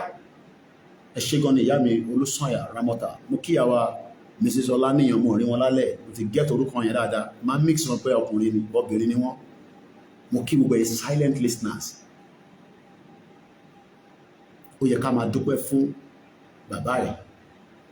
Kò ní ká fóun lówó, ó kàn ní ká máa dúpẹ́ fóun pé Ọlọ́run fi òun ṣe gàrí tírà fún wa. Ṣé mi ni máa stop Fúlàní? Agbára mélòó láwa ní? Gbogbo ariwo táwọn pa kò débì kankan. Until ìgbà tí Ìgbòho dé. Until ìgbà tí olóyè Ìgbòho dá sí ọ̀rọ̀ yẹn. And I remember vividly well how it joined us when I was crying after the death of Tolulope Arotile in 2019. Ẹ wo bó ṣe lọ invade olóyè ní 2020 when we were going to do the rally. Ṣé rántí DSS, Gani Adams náà máa darapọ̀ mọ́ wọn. Bí a ló wá lọ́la. How many people remember that Igboho soccer was invaded? Ṣé mi ò tẹ́ mọ̀ bí soccer ṣe rí nígbà tí mo lọ Nàìjíríà ní 2021 ni mo wá rí pé mo wá ń béèrè lọ́wọ́ chief pé báwo lè ṣe wá ṣe? Àṣẹ ṣe ń bọ̀ wá ṣe jàǹbá rẹpẹtẹ ní 2021. Mo kí Rodstone. Wọ́n ní Fulani were chased away from Central Africa. Wọ́n lé wọn náà ní Ghana. So let me remind us again that the only enemy that we had for 8 years was Buhari. And Buhari is now telling us that pàtàkì pé òun ṣe pé Nigeria economy was the best. Even our security was the top notch. The account details again is 30, 96, 80, 88, 48, First Bank. Let's go further and listen to Igboho. Why do you think that Malafia told us this? Because Malafia had inside information about the bandits and Boko Haram. They are one. They are the same. Ẹja gbọ́n kan tí Malafia sọ, kọ́lọ̀ fún ọ̀run kẹ. Only we are bankers. I have PhD. Orí mi pé o. Because some of you might think that this man is a stupid man. He says, we don't talk nonsense. I have a PhD. It's not PhD that they bought. It's a PhD of something that he studied. OLAKUNLE, I remember the October 1st rally in 2020 when they tried to stop Oloye at Soka, but he proceeded and did a shot. That was when the madness of this tried to take him out, because Igboho challenge the status quo. It has never been done in the history of Nigeria that one Yoruba man stand against the Fulanis while all the Yorubas were keeping quiet. Tinubu kept quiet because of his own ambition. The rest of the governors could not face him. Akeredolu tried it. Igboho orúkọ tó ń dààmú àwọn Fúlàní. Bẹ́ẹ̀ ni Mr. Ogundepe. Wọ́n ní Igboho orúkọ tó ń dààmú àwọn Fúlàní. And that is why, when I see some Yoruba people condemning Igboho, I ask yourself, are you sure pé ẹ kìí ṣe Fúlàní? This money, they buy Malafia for saying the truth. Or buy Malafia, or take it out. Eja Bonti Malafia so let us see. And the truth. And let me make some revelations, because some of us also have our own intelligence networks. Okay. Okay. I've met with some of the bandits. We have met with some of their high commanders. One or two who have repented. Okay. They have sat down with us. Okay. Not once. Okay. Not twice. Okay. They told us that one of the northern governors is the commander of Boko Haram in Nigeria. One of the northern governor is a leader of Boko Haram. Let me give you the three names of those that he couldn't mention. One of them is Ganduje, one of them is El Rufai, and the last one is Ganduje, El Rufai, Oshikoyokon, and Shetima. Shetima is governor and is the current vice president. Now, the program we did yesterday afternoon about the Kashmir, Kashmir as of today, in the whole of the world that we are living today, is the most militarized place that you can ever think of. Is the most militarized because India does not want the Kashmiris to have their own independence. And we pray that our own will not be like that at the time President Bola Tinubu completes his tenure, that they will turn the whole of Yoruba land into a militarized location. And this is the reason why we cannot stay longer than what we have stayed already. Because if we allow Tinubu to complete his tenure, whether it's the 4 years or the 8 years, and Tinubu hand over power back to the Fulanis, expect the worst case than Buhari. Ayomi Kudamiju says, and I quote, Emma Bino intends to put volume. We are looking to get another external mic. But I'm working on it. Ìyẹn la ṣe lo laptop fún our main Facebook. I kàn ń lò fún KOIKIMEDIA Odùduwà. But I'm working on it. Ẹ má bínú sí mi. Ayomi Kudamiju says, Buhari opened the door with the help of Obama. Buhari is a trash can. Rodstone, it is better to live with a cobra snake than having a Fulani as a neighbor. Shetumbo, we all better our leg be cobra than our leg be Fulani. Never trust Fulanis. Whether they are town Fulani, they are city Fulani, they are village, it doesn't matter, they are Fulanis. They bomb bastard. They are not people we should have any relationship with at all. We can still have relationship with the Igbos to some extent, at least. But never trust the Fulani. Not that we can trust any one of them as well, because every one of them have an agenda against the Yoruba people. But at least we can still share borders with the Biafras. We can share borders with the Hausas, but never share borders with the Fulanis. The Fulani agenda is still the topmost. They will invade and they will take that our land if we sleep more than how we are sleeping now. And that is the reason why some of us must continue to say it the way it is, even if it is painful to some of the Fulanis and Ishoriri. You are not our family. Sultan of Sokotori, and we will continue to respect him.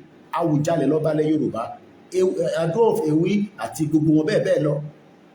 Not Sultan of Sokoto to tell us that kò ní dá fún Sultan of Sokoto ní ṣoríire, one bastard.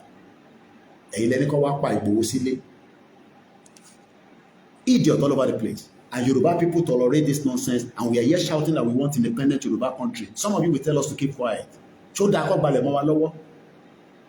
káwa di slave lórí ilẹ̀ wa. Already we are slaves outside the country. Gbemileke ni ẹni sin àwọn ìyá yẹn 12-hour shift on the floor of NHS. They can do the same thing if University of Ibadan hospital is working and they will pay their salary. Nobody, a way of Ado Ekiti bẹ́ẹ̀ ni. We want to be free. That is the reason why we are shouting Yoruba Nation, not because of anything. Never trust any Fulanis. Lẹ́ẹ̀kan sí, support Koiki Media. Very, very important. Ẹ jẹ́ ká padà sọ́dọ̀ Malafia. Boko Haram and the bandits are one and same. Don't let anybody tell you that a bandit is different from Boko Haram. Ọmọ ìyá kan ní gbogbo. They are one. Tó bá ti ń dárúkọ Boko Haram, àwọn náà ní Lakaruwa, àwọn náà ní ISIS. How can we be living in fear on our land? Àwa ta like fàájì. Ẹlòmíì bá wo aago nísìnyí, it's just 12:41. Ó fẹ́ lọ Ìjẹ̀bú because ó ní ṣíṣe ṣe láàárọ̀ ọ̀la. Wọ́n bí ọ̀dà nísìnyí kò gbé mọ́tò láti Èkó nísìnyí kò náà ṣeré lọ sí Ìjẹ̀bú at this time of the hour. Why should we be living in fear on our land? Ká bí àṣàyàn kan, bí àṣà even Ṣòkòtì, bí àṣà Bàbá Èkìtì, bí àṣà Dr. Mawumi, can we go to North and do what they are doing on our land? Can we go and kidnap them and put them in their forest and ask for ransom? So why are we denying ourselves that we should be one when we are not one? What is the essence of being one, knowing fully well that we are not one? Shall we lọ sí North ká lọ kidnap wọn? Can we go to the North and rape their women? Why are we tolerating nonsense because of the selfish bastard of the politicians within Yoruba land? And we're telling Tinubu, divide this country so that everybody go their separate ways. We don't need restructure, because if you restructure, they will still come onto your land. And the land is very, very important. The moment you allow your land to be used for rubbish, everything will be happening on the land. Àwa wá ń pray lórí land yẹn, àwọn kan wọ́n fi ìdọ̀tí sórí land wa.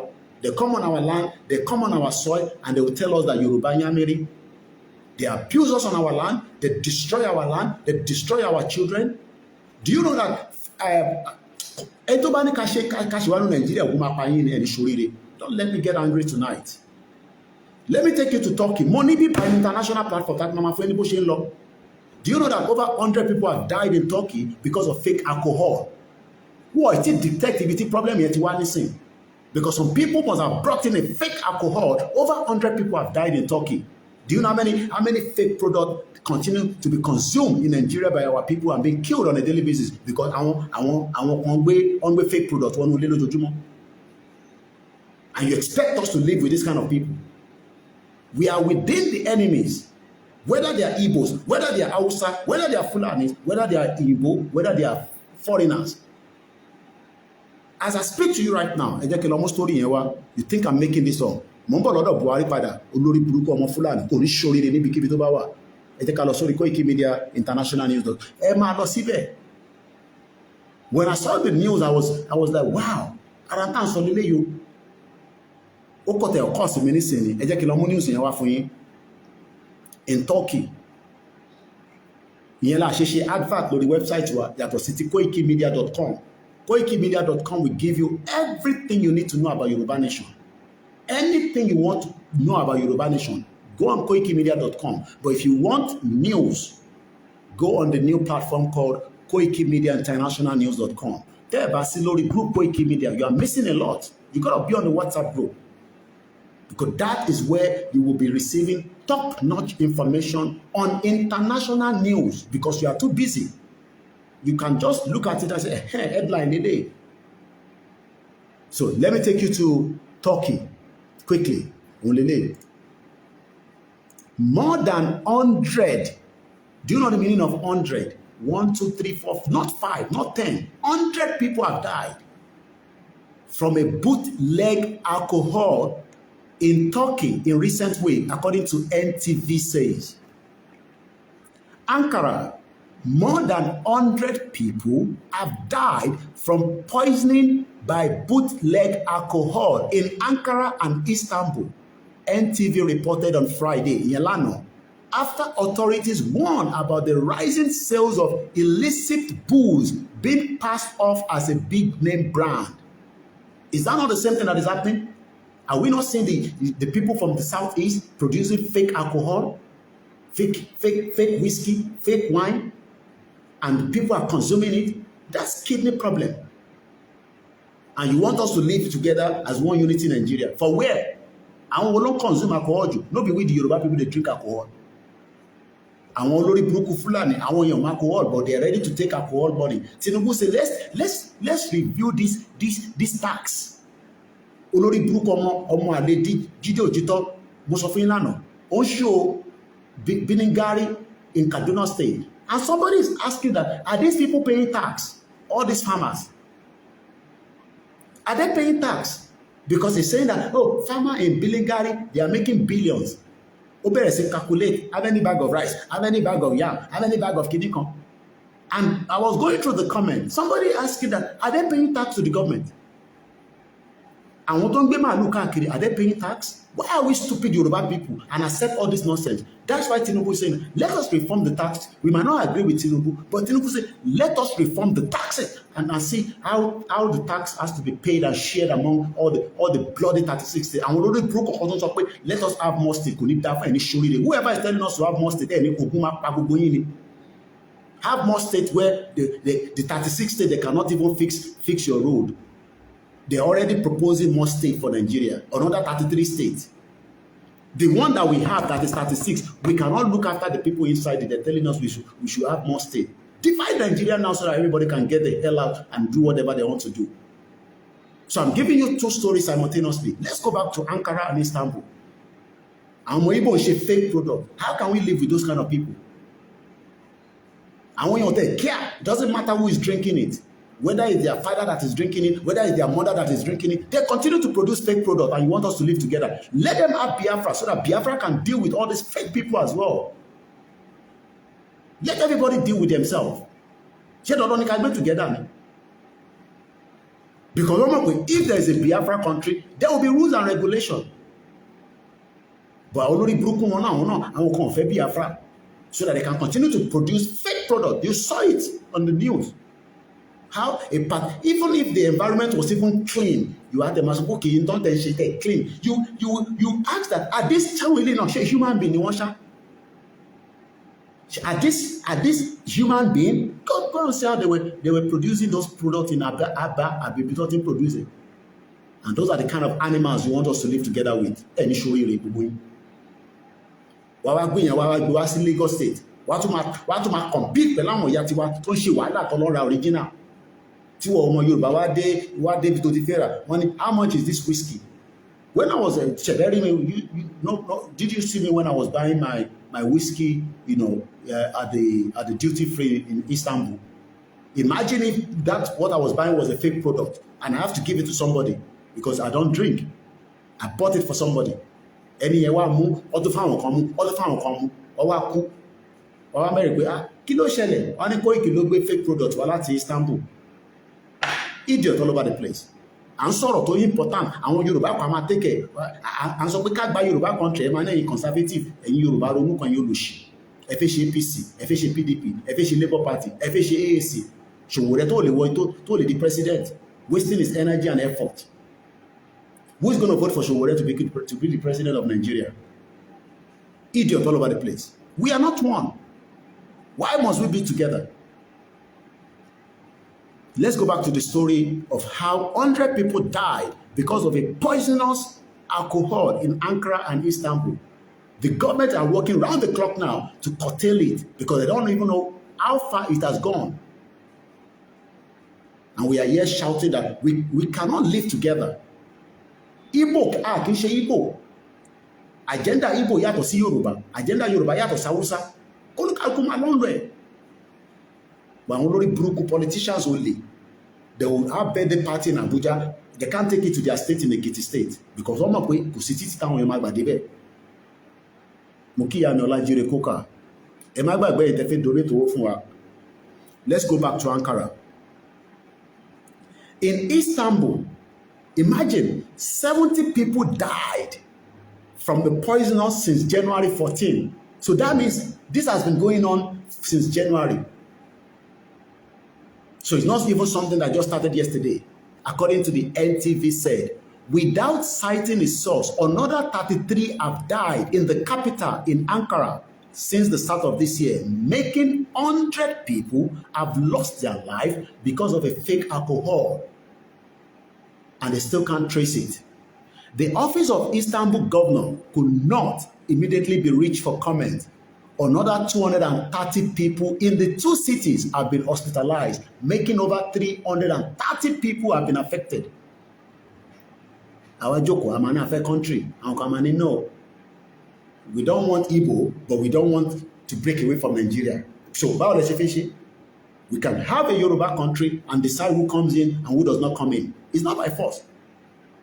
If you apply for a visa, it's not by force that they have to give you the visa. It's not by force. The price of alcohol beverages has rocketed in recent years due to heavy tax imposed by President Tayyip Erdogan, Islamic-rooted ruling AKP party. So, because of the price of alcohol that has gone up, what do you expect? People start producing fake products and brand it as original. And people consume it. 100 people have died. 230 people have been hospitalized. Alcohol drinks makers have also faced an increase on numerous tax burden and other restrictions. That is an Islamic country. Islam does not allow alcohol. I have been to Turkey, and alcohol is consumed 24/7. Mokia Clement, the KOIKIMEDIA. Only please subscribe, smash and share widely. My big brother. No.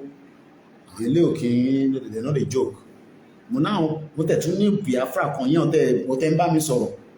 every month I just see donation from him. I think he lives in Netherlands. Only God knows, only God can bless you, because I don't even know you. But I'm sure you just enjoy KOIKIMEDIA, that this one, I like people where they talk truth, like Nnamdi Kanu. I'm going to give you my own money every month. Thank you so much to all the Biafra that are supporting this platform as well. We love you so much and we appreciate you. And we can be good neighbors. And we can stop the illegal alcohol produced by the Igbo people if there's a Biafra country. Because I'm sure Biafra country will not tolerate any nonsense like that.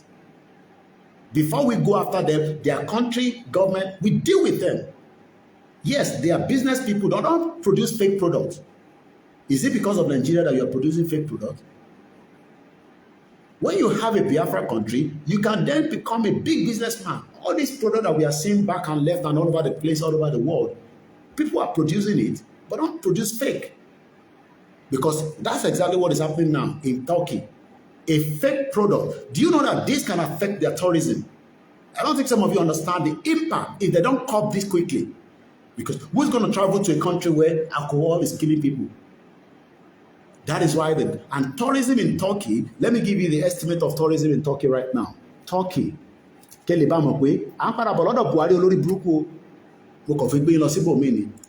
look at the value.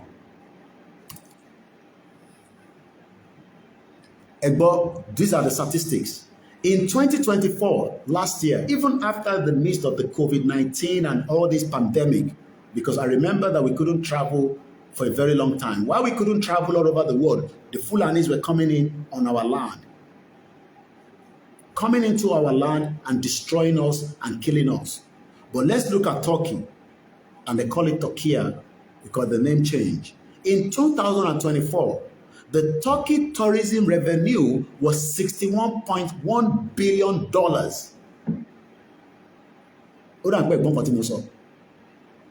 The revenue from tourism was $61.1 billion, a record high. This was a 9% increase from 2023 when tourism revenue was $56.144 million. What the hell are we still doing in Nigeria? Because I don't know. kí ló dé tí wàhálà Koiki ṣe wá pọ̀ báyìí? It's because we know the importance of when we are running our own independent country. We are not going to be like the Fulani idiot, the Hausa that doesn't have any brain in their head, doesn't know what tourism is all about. You expect people to come to Ekiti waterfall, when there's no security. James Olajide ni, wow, ọmọ owó nìyẹn Koiki, gbogbo ẹ̀tẹ́ níṣẹ́, wàá ṣiṣẹ́ mi àfẹ́ bọ́. Àwọn ọ̀tẹ̀ ni wàá ṣiṣẹ́, àwa la máa jẹ́ ẹni tó nílé iṣẹ́. Do you know that when we have an independent Yoruba country, ìwọ náà máa ní iṣẹ́, táwọn èèyàn máa ṣiṣẹ́ lábẹ́, you will have nothing less than 10 staff. Whatever job you are doing, whatever business you are doing, because we will be the main people, while people will be called. Báwa náà ṣe ń lọ sí àwọn ìlú yẹn tá fi lọ ṣiṣẹ́. Báwa náà ṣe ń lọ sí àwọn ìlú yẹn, people will like to come to our country, apply for our residency, and we are not going to give them full permit. Pé àfúyín ní ìwé wa. No. We will give you the right to work, but you will have to renew it every year. Because our passport will be very valuable to us. Why do you think it took me 15 years to just get a resident permit in the UK? 15 years. 15 years. And because I wanted to do it the right way. If I wanted to go the back door, I would have done it less than that. If you call for you, book on loan you Damelo.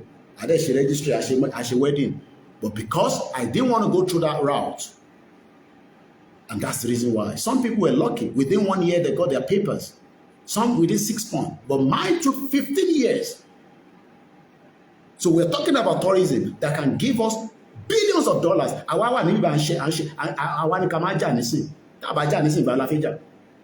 Let's get Yoruba country. Tinubu divide this country so that everybody can go and have peace of mind. I am still in my 40s. Within 1 year, you will not have to go to Dubai. To go and do what? Shake ice cream and calling. You will build and build and build. I don't know why we have to keep shouting and telling people that that is the future for us. Let everybody go their separate ways. Divide this country. This country is no longer viable for any one of us. This man says generating 6.1 billion. It's not 6 billion, 61, not 6.1. $61 billion was what Turkey made last year. 9% increase from 2023. 61 billion. Do you know that from that tourism, the government also make money? You make money. Everybody makes money.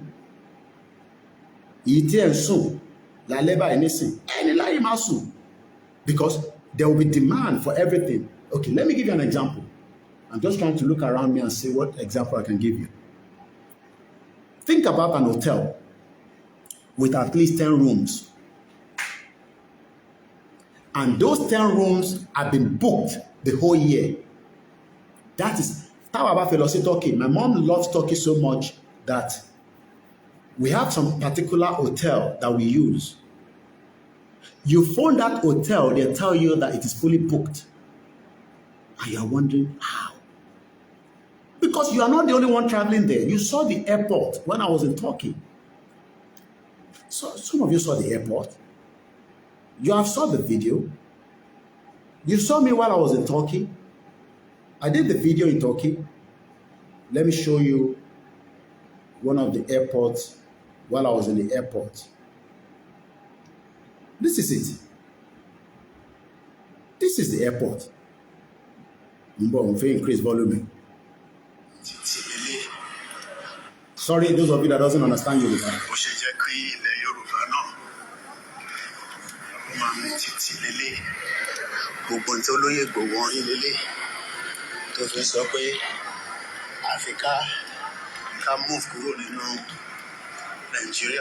Look at the airport.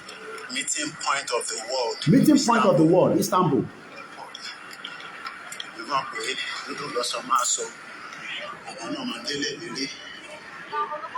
So I don't know ẹ̀yàn Yoruba.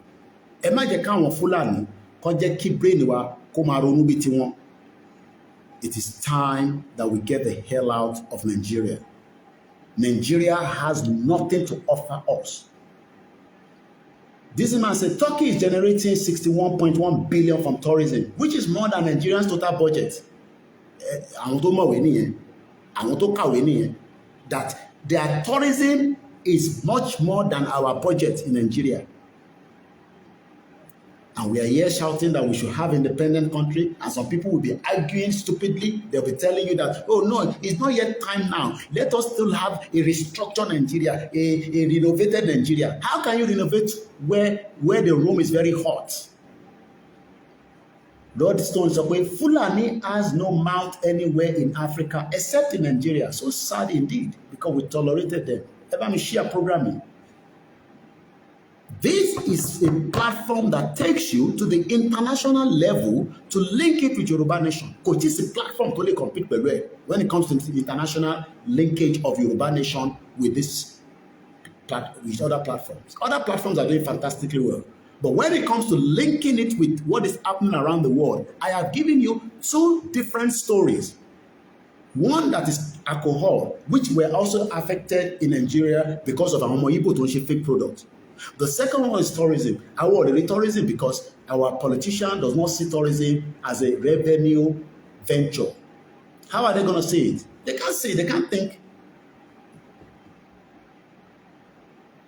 Tabafe lost Turkey. My mom has to book the hotel 2 months in advance because that particular hotel get filled up quickly. So if you have 10 rooms, like I was saying, no matter how small, let us put it, no matter how small. Go buy the 2,000 any, we take it. We will take it because everybody's pocket is different. And we are very grateful to those of you that continue to support us. Easy Lobabi, no, what are we feel I want kini lele. Like if you like.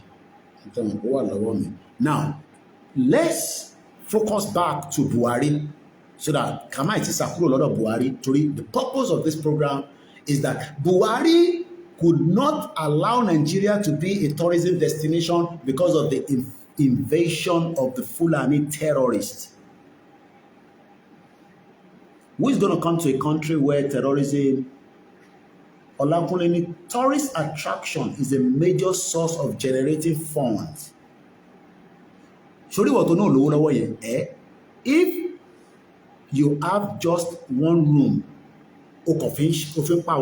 one room, I bet you within 6 months, you will multiply that room to 5 rooms.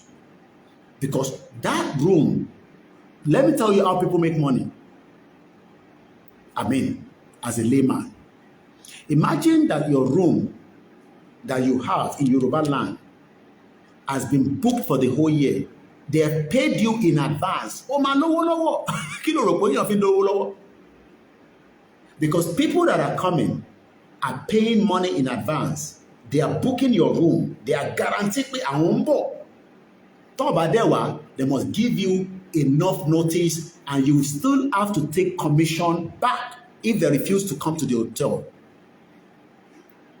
That is the way hotel works. It's either you tell them in advance, at least I think maybe 1 day or 2 days, but you are not coming. But the fact that they are coming because there is something that they want to come and see in your land, which is your rocks, your river, your weather, your food, your culture. All these things are people that wants to come and see it. I want to come and hiking. How many people know about hiking?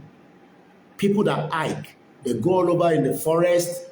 They are not going to be lost because satellite is there to pinpoint exactly where they are. Fulani is not going to kidnap them. But Buhari, only my administration significantly improved Nigeria's economy and security. Olórí burúkú ọmọ Fulani, bomb bastard, Omali. Tó bá ń ṣe pé bí Nàìjíríà ṣe rí ni, ṣó jẹ́ kí Buhari jẹ́ president ní Nàìjíríà. We are 1 hour 45 minutes into the conversation. Mo kí gbogbo alẹ́ nǹkan sí. Ẹ jẹ́ ká tún gbọ́ Àlàáfíà Ọ̀bàdìà. Mo kí wa. I think I should have been recording this as well. Because people love my recordings as well. Since I have a spare phone, let's record. I should have done that sometime. KOIKIMEDIA bringing the world closer to your doorstep. We are still live on the 8th of February 2025. Let's listen to the late Malafia one more time. And sọ̀rọ̀ nípa the former president Muhammadu Buhari.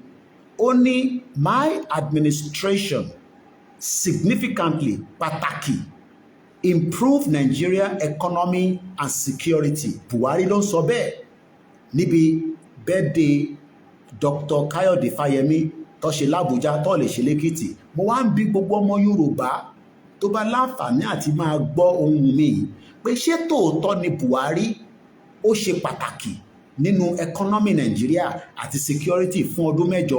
Ẹ jọ̀ọ́ tẹ́ bá rí voice note yìí, tó bá jẹ́ kó ṣe dáadáa ẹ jẹ́ ká mọ̀. Tó bá dẹ̀ pé kò ṣe dáadáa, kí ló dé tẹ́ ṣe rò pé kò ṣe dáadáa? Torí pé Buhari ló sọ bẹ́ẹ̀. Ó ní kí gbogbo yín kẹ́ shut up. Ó ní kẹ́ yé pariwo. Ó nígbà tóun wà lórí oyè, òun gbìyànjú tó pọ̀ jù. Òun make sure pé economy Nigeria ó ṣiṣẹ́ takuntakun. Àwa ń wo ṣé tòótọ́ nàbí irọ́. Ẹja gbọ́n tí Malafia sọ nípa Buhari.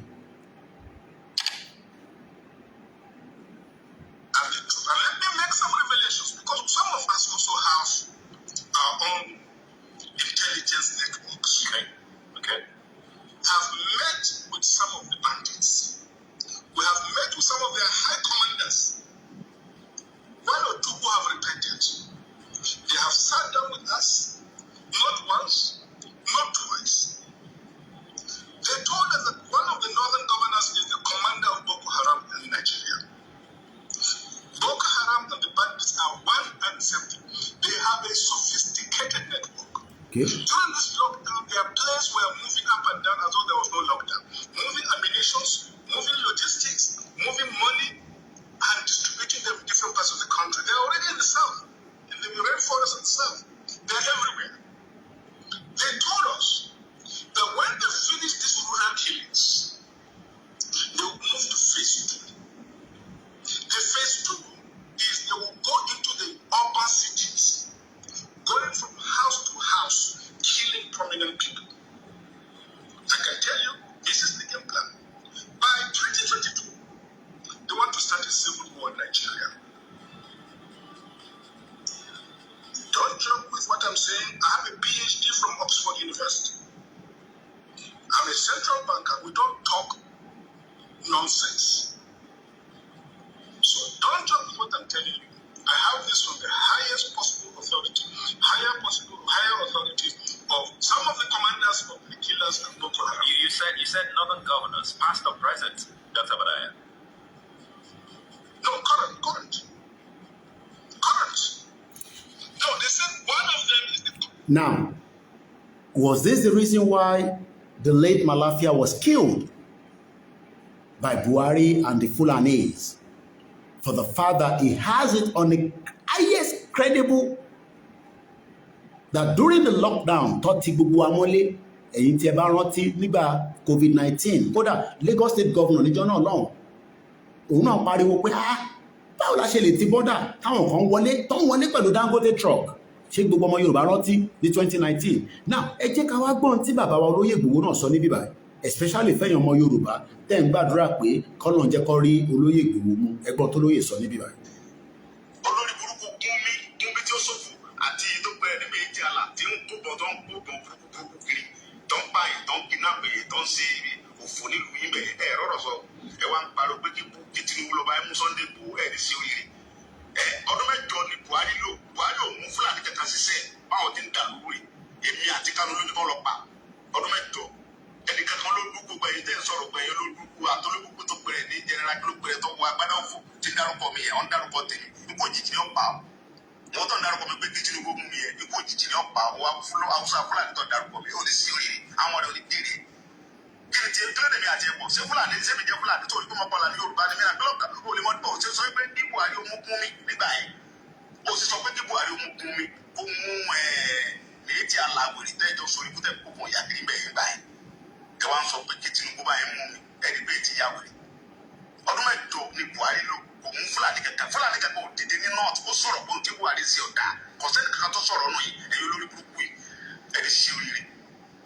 Nkú òjì lọ́pàá àgbẹ̀ ẹ̀ sọ pé kí Tinubu mú mi ẹni ṣe oríire ẹ̀yin olórí burúkú yìí.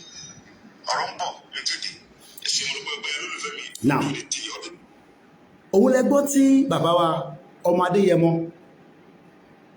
tó sọ̀rọ̀ tó ní Buhari tó wá ń sọ fáwa nísìn pé nígbà tó ń wà lórí oyè o kódà ilé ayé rọrùn fún gbogbo ọmọ Yorùbá. Àwọn wá ní ṣé Buhari tàná tó ń ṣèjọba nígbà military tó kidnap èèyàn ní London, tó kidnap Nnamdi Kanu ní Kenya, tó pa 29,000 ọmọ Yorùbá ní Buhari pa. 29,000 ọmọ Yorùbá ní President Muhammadu Buhari àtàwọn ẹmẹ̀wẹ̀ ló pa. Buhari ọ̀hún ló wá ń sọ fún wa pé ló ń sọ fún wa pé gbogbo nǹkan lọ rọrùn dáadáa. Mo wá ń bi wá nísìn pé ṣé Buhari rò pé àwa gbàgbé ni àbí ó rò pé òmùgọ̀ làwọn ọmọ Yorùbá after tí Buhari ṣe jàǹbá fún ẹkọ́nọ́mì ilẹ̀ Yorùbá. Ó ti bọ́dà mọ́ wa, ẹ ti gbàgbé that Buhari locked the border. Ó ní kó má ṣe border south west especially àwa àti Benin Republic, knowing fully well pé Benin neighbor wa ni wọ́n, ọmọ ìyá kan náà ni wá. Ẹ ti gbàgbé that President Buhari olórí burúkú Fúlàní locked the Yoruba borders and opened the border in the north for the influx of the Fulani jihadis. Ẹ jẹ́ ká ka ntí Vanguard newspaper sọ. Former President Muhammadu Buhari has asserted that Nigeria witnessed significant improvement in both the economy and security during his administration. From 2015 up to 2023, ṣe rí pé olórí burúkú ni Buhari.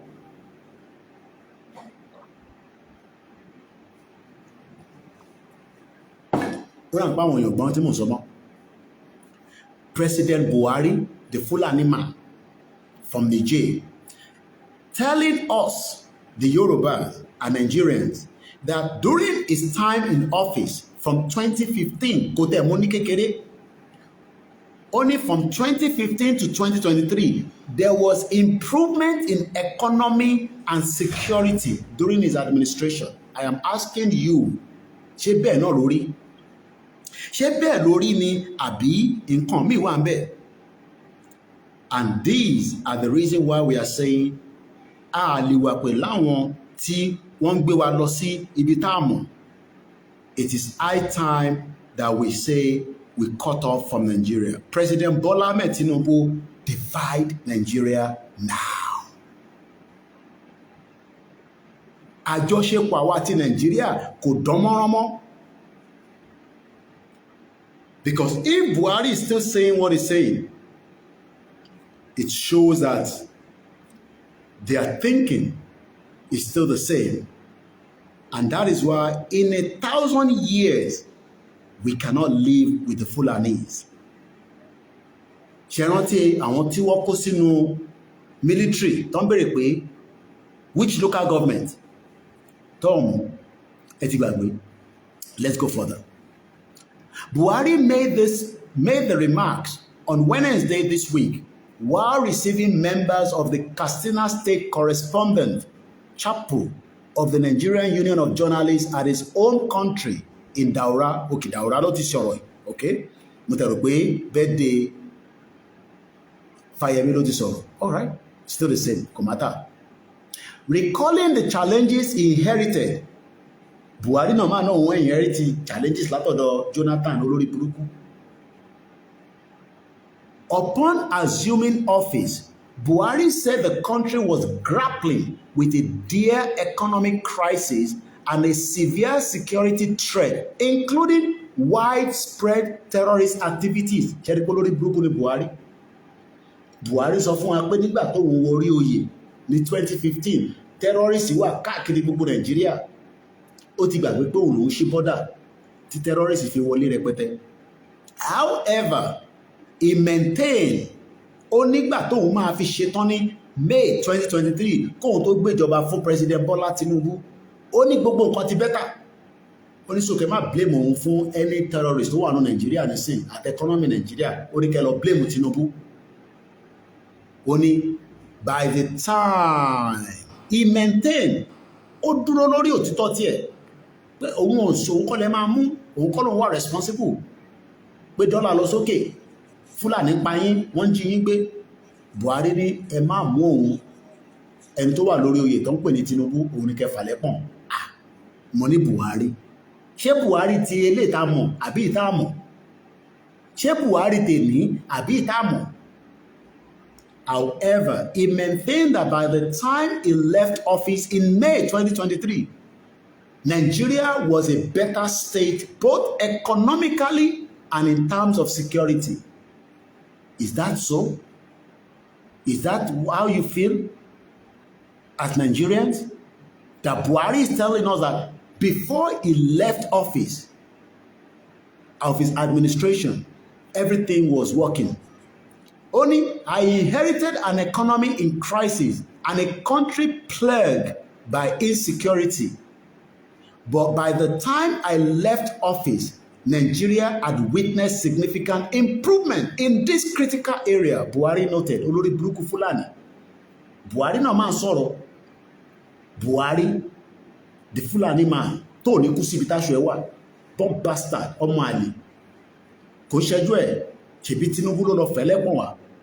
Tó sọ pé ó ṣèkíní ó lulẹ̀, ó ṣèkejì ó lulẹ̀, ó ṣèkẹta ó lulẹ̀ ló sọ pé ọ̀dẹ̀ ni ẹ́ Buhari. Òun máa kọ́kọ́ bá àwọn ọmọ Yorùbá sọ̀rọ̀ to accept you to become the president.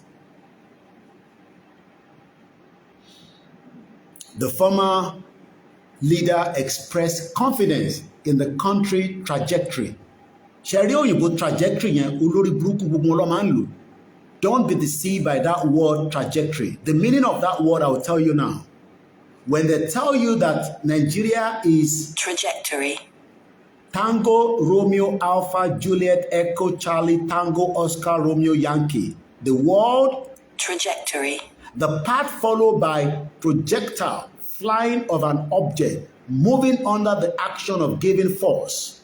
Or, if somebody asks again the meaning of trajectory, the curve that a body such as planet or comet in its orbit or a rock described in the space. And when the word trajectory mean in life, life is a journey where each stage of life impacts the other, and different life experience bring us closer or further away from our good life. There will never be good life in Nigeria. So do not be deceived by that word as it was used by Olori Buruku Buhari that expressed confidence in the country's trajectory. There will never be any confidence in the trajectory of Nigeria, because Nigeria is a bomb bastard. Ìlú tó ní ṣiṣẹ́ ni, created by the white people for their benefit alone, and their benefit alone, not for the benefit of the indigenous people. And that is why we are saying to President Bola Tinubu, divide this non-self country before it goes into chaos. 29,000 people was killed by Buhari, and yet he still have the audacity. And Buhari should be locked up in the prison while he's continuing to be investigated, just as Emefiele is in the prison. But Tinubu only balls. Do you know that there's a country, I think in South Asia, they've just impeached their vice president. To buy a great Tinubu ni balls ni, Buhari should be in prison right now. But because Buhari was operating the same level like Emefiele and many of them, like Issa Patami, the Minister for Communication. Why do you forget all these things? Issa Patami. Where is Nigerian Air?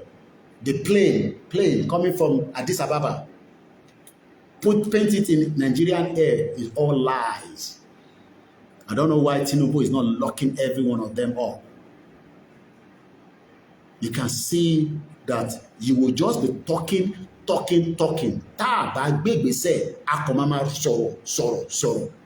the reason why we got to prepare for the outcome of what is going to be given to us very soon.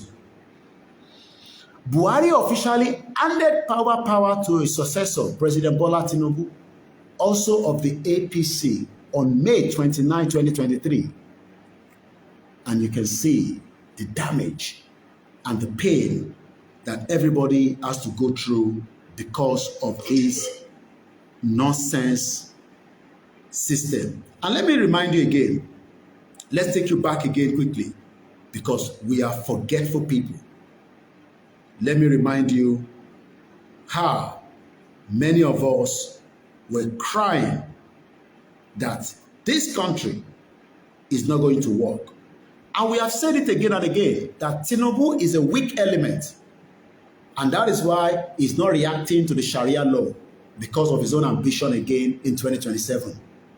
While the Yoruba people are crying out for the Sharia law, President Tinubu has kept mute because he's a weak element. Listen to this guy. Weak element in the Yoruba war. These are the weak elements they want to use to be able to push the Islamic agenda. People have been telling you that Islamic agenda is a lie. No, it's true. I can tell you that I was born a Muslim.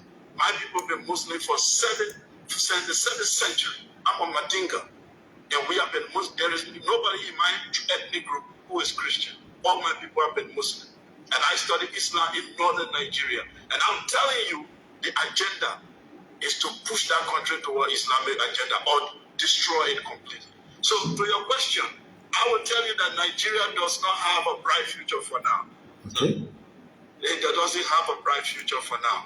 The elements that are in the north, and most of them are receiving grants. Some of them even in university, they are getting grants from this Qatar, and all the extreme Islamic group are giving them money. And they are building, their power is increasing day by day in the political system. Because they are even creating billionaires that eventually tomorrow they want to control western part of Nigeria. The East a little bit stubborn for them. Eastern Nigeria is stubborn. That's why they are isolating them. Okay. The isolation of, they say, well, Igbo, it's not because Igbo hate Nigeria. Igbos are the most Nigerian than any Nigerian. They are in every part of Nigeria you find them. They have their own problem, for sure, like every African group. But the issue, they are not the problem. But they are actually a little bit stubborn to the Islamic agenda.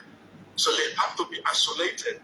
And to do that, you need one of the most powerful groups, which is the Yoruba group. If you don't use Yoruba, you can't succeed. Okay. And the Yoruba group is very educated. So what do? You look for the weak one among them, which is the Islamized ones, and play on their religious sentiment, and then you destabilize the country. I can tell you, my friends, you need a revolution. I'm sure pé ti gbọ́n tí arákùnrin yẹn sọ. Ẹ jẹ́ ká tún lọ síwájú. Ṣé rántí àwọn fídíò yìí? Ṣé rántí? What's your name? What? Okay, speak up, please. Where are you from? Lára àwọn tí Buhari kó wọlé lélẹ́yìí o. Kaduna. But you're coming from what local government? Local government wo ló ti jáde? Oh? Ta ló fún ẹ certificate? Certificate of origin. Kí lorúkọ ẹ? Níbo ló ń gbé? Ìdọ́yà Yorùbá. Báwo ló ti wá rí certificate? Kaduna State.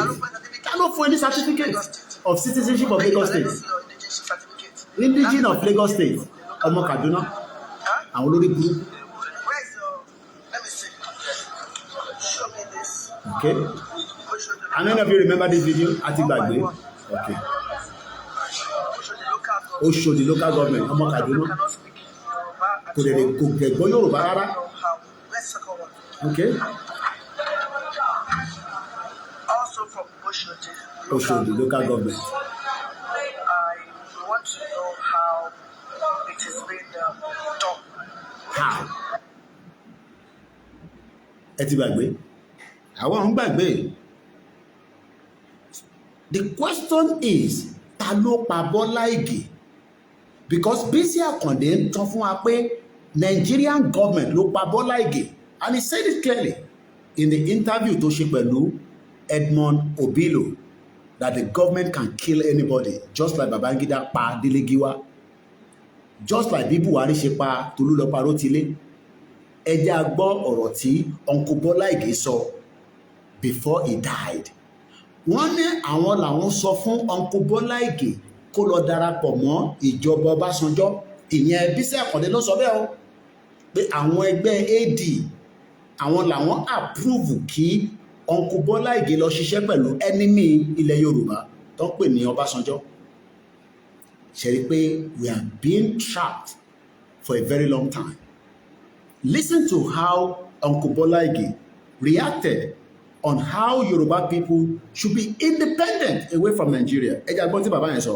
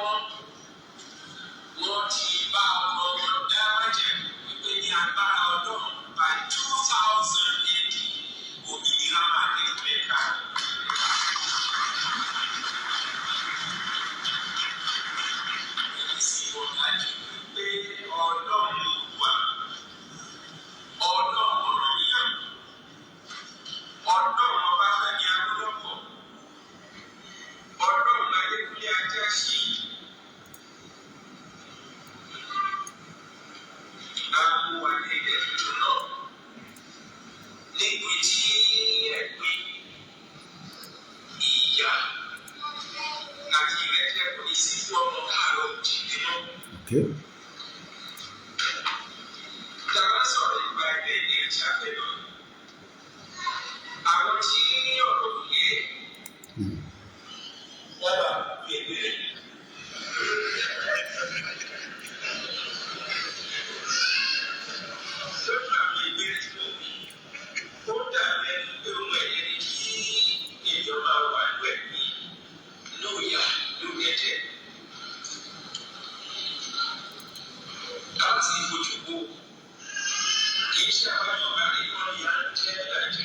Okay.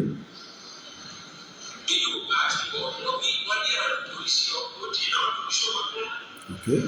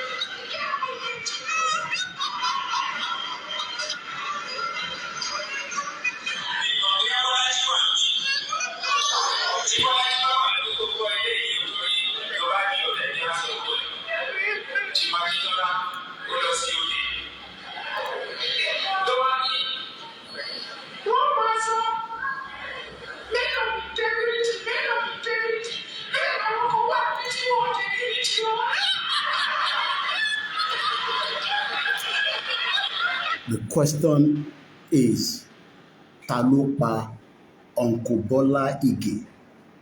Bísí Àkàndé ní àwọn kankan wà tóun mọ̀ tóun ò ní sọ. But pé gọ́ọ̀mẹ̀ntì ló pa Bọ́lá Ìgè. Àwọn bàbá yìí wọ́n ti báyé jẹ́. Àwa táwa jẹ́ àwọn ọmọ wọn, àwa ń wò wọ́n báyìí. Iṣẹ́ àwọn bàbá láwọn eléyìí. Wọ́n mú Uncle Bọ́lá Ìgè, wọ́n tì síbi tí kò jẹ́ kó wà, wọ́n pa bàbá yẹn. Àwa wá expect pé kí ilẹ̀ Yorùbá kó túṣẹ, kó túbà. After all the atrocities committed by Fulanis, endorsed and supported by Yorubas. And that is the reason why they refuse to endorse and support Baba Akintoye. Because one more way, Baba Akintoye wants the best for the Yoruba people. And only the best by having an independent Yoruba country, which is the only option. But why are we having obstacles and those that are fighting to secure a Fulani agenda, which is Buhari and his clan and devil of Sokoto, Sultan of Sokoto, Lori Buruku, telling us that they are bringing Sharia into Yoruba land? It is high time that we all demand that President Bola Tinubu must divide Nigeria. It's as simple as that. We are not interested in any more election in that corrupt terrorism country that has taken us backwards for the last 64 years. We are fed up and tired of being part of a system that is deliberately put to keep us below par. Home and abroad. We are Kuroju. We are on the right track, and we will continue to use our mouth to shout because we don't have the weapon to fight. But these, our sharp mouths, will not stop reminding people of the atrocities committed. And I'm trying to see if I can pull up what Baba Akintoye said when we sent a letter to Olori Buruku Buhari to remind him of the death of millions of thousands of Yoruba people and millions of people that were destroyed in terms of economic and insecurity. Many Yoruba people can no longer reach out to their farms because Buhari destroyed everything. And the only way we can fight back is to demand the dissolution and the breakup of Nigeria so that the indigenous people can return back to where they are before the fraudulent white British brought in their amalgamation on us. Because Kishi Nigerians. And God never created Nigeria. White man created Nigeria, not God. No Jesus Christ created Nigeria. No Muhammad, no tradition created Nigeria. Nigeria was created and put together for a business purpose. And they are not going to let it go if we do not fight back. So let's take you swiftly, if I can find those documents. I believe, if not on this laptop, I will have to go on my email. But let me remind us again that it is not just by calling for Yoruba Nation, it is by putting it in action. We are not going to destroy Yoruba land because we want Yoruba country. But we will protect Yoruba land and chase out those that should not be there, especially the Fulani terrorists, because they are not part of Yoruba people. They are not criminals. They are full-blown terrorists. And America killed terrorists, and we expect that our government of Southwest, especially our governors, should be doing the same thing, to kill any terrorists within Yoruba land and not give them the space to breathe. But rather, Olori Buruku, they're all camping different women in different hotels in Abuja right now and doing rubbish, while thousands of Yoruba people are sleeping in darkness. We can no longer continue in that direction. So let's go and look for the letter, either the one we sent to Tinubu as a reminder or the one that we sent to Olori Buruku Muhammadu Buhari while he was in office to remind him of how his people are killing us. But he refused to reply our letter because Olori Buruku Montanshe. You think Buhari was stupid? Buhari was not stupid. He knew what he was doing, and I think I found the letter because I normally email myself, and I believe this was sent to myself in 2022, August 16, precisely at 4:35 p.m. These are all the archive that we are preparing by the time I will be writing my book in the near future. so that we don't lose anything. If I don't have the hard copy, I'll go back to my email. Efarabale, this was the letter that Yoruba Self-Determination wrote to Olori Buruku Buhari in 2022, especially those of you that keep saying, oh, do it the needful way. No, we have been doing it the needful way. But a Fulani man will never answer you because they don't expect to answer you because they are violent people. Yoruba people are not violent people, and we remain non-violent, and we will continue to dialogue, but we are not stupid. Efarabale. It's going to be in English. I'll try if I can do a translation in Yoruba. August 6, 2022. President Muhammadu Buhari, Federal Republic of Nigeria, Aso Rock Villa, Aso Rock, Abuja, Nigeria. Dear Mr. President, the Yoruba Self-Determination Movement, and I believe I should download these so that I can have a copy stored right inside my documents. And if you need a copy, I believe we have these on my website, KOIKIMEDIA.com. But if anybody needs a copy, I'm more than welcome to share you. These are the copies that we should have, and remind your senators in America, in Canada, in the UK, around the world, in African countries, that the Yoruba people are non-violent. And we continue to be non-violent because we have been engaging the government of Nigeria from Buhari up to Tinubu that we want to go. But one Pushua, they are pushing us so that they can call us terrorists, and they say, oh, they are violent people. This was 3 years ago. At least 2.5 years ago, if we calculate that it is not yet August 2025. So precisely 2 years ago, we have been engaging. Nobody has asked anybody to kill anybody, and nobody has asked anybody to destroy anything within Yoruba land or within Nigeria, because we are not people like that, under the leadership of Professor Akintoye. But the man report we are Montalishe. Taban Shebai is because we want the international community to know that this is the federal government of Nigeria that is pushing us against our will and wish.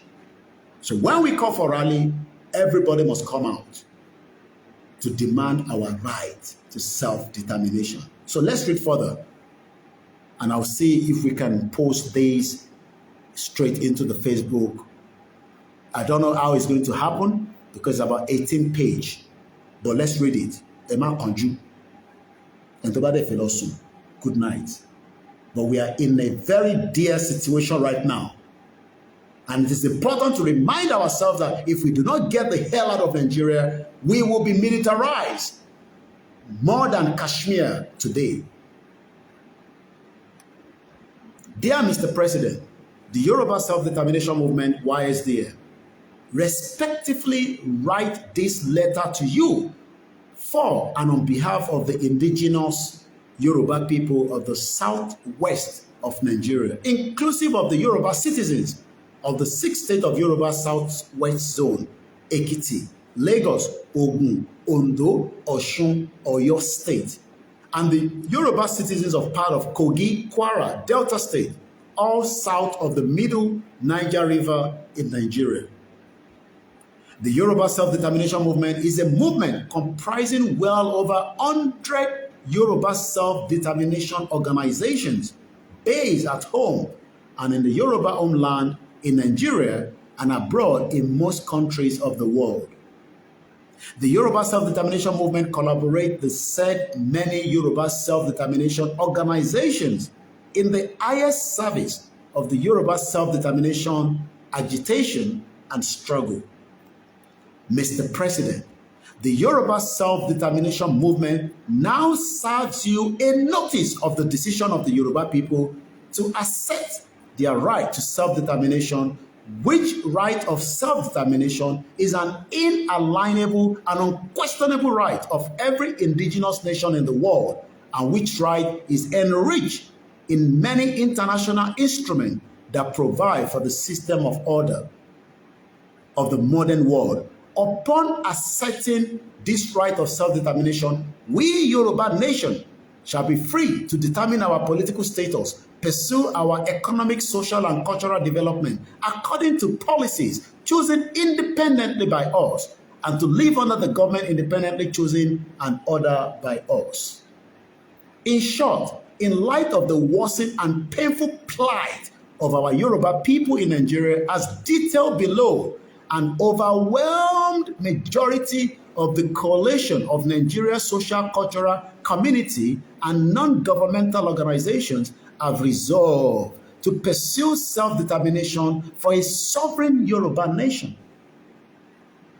In further pursuit of the decision, over 5 million members of the Yoruba adult population have within a short time signed the petition to affirm without equivocation their support for creating an independent Yoruba nation state.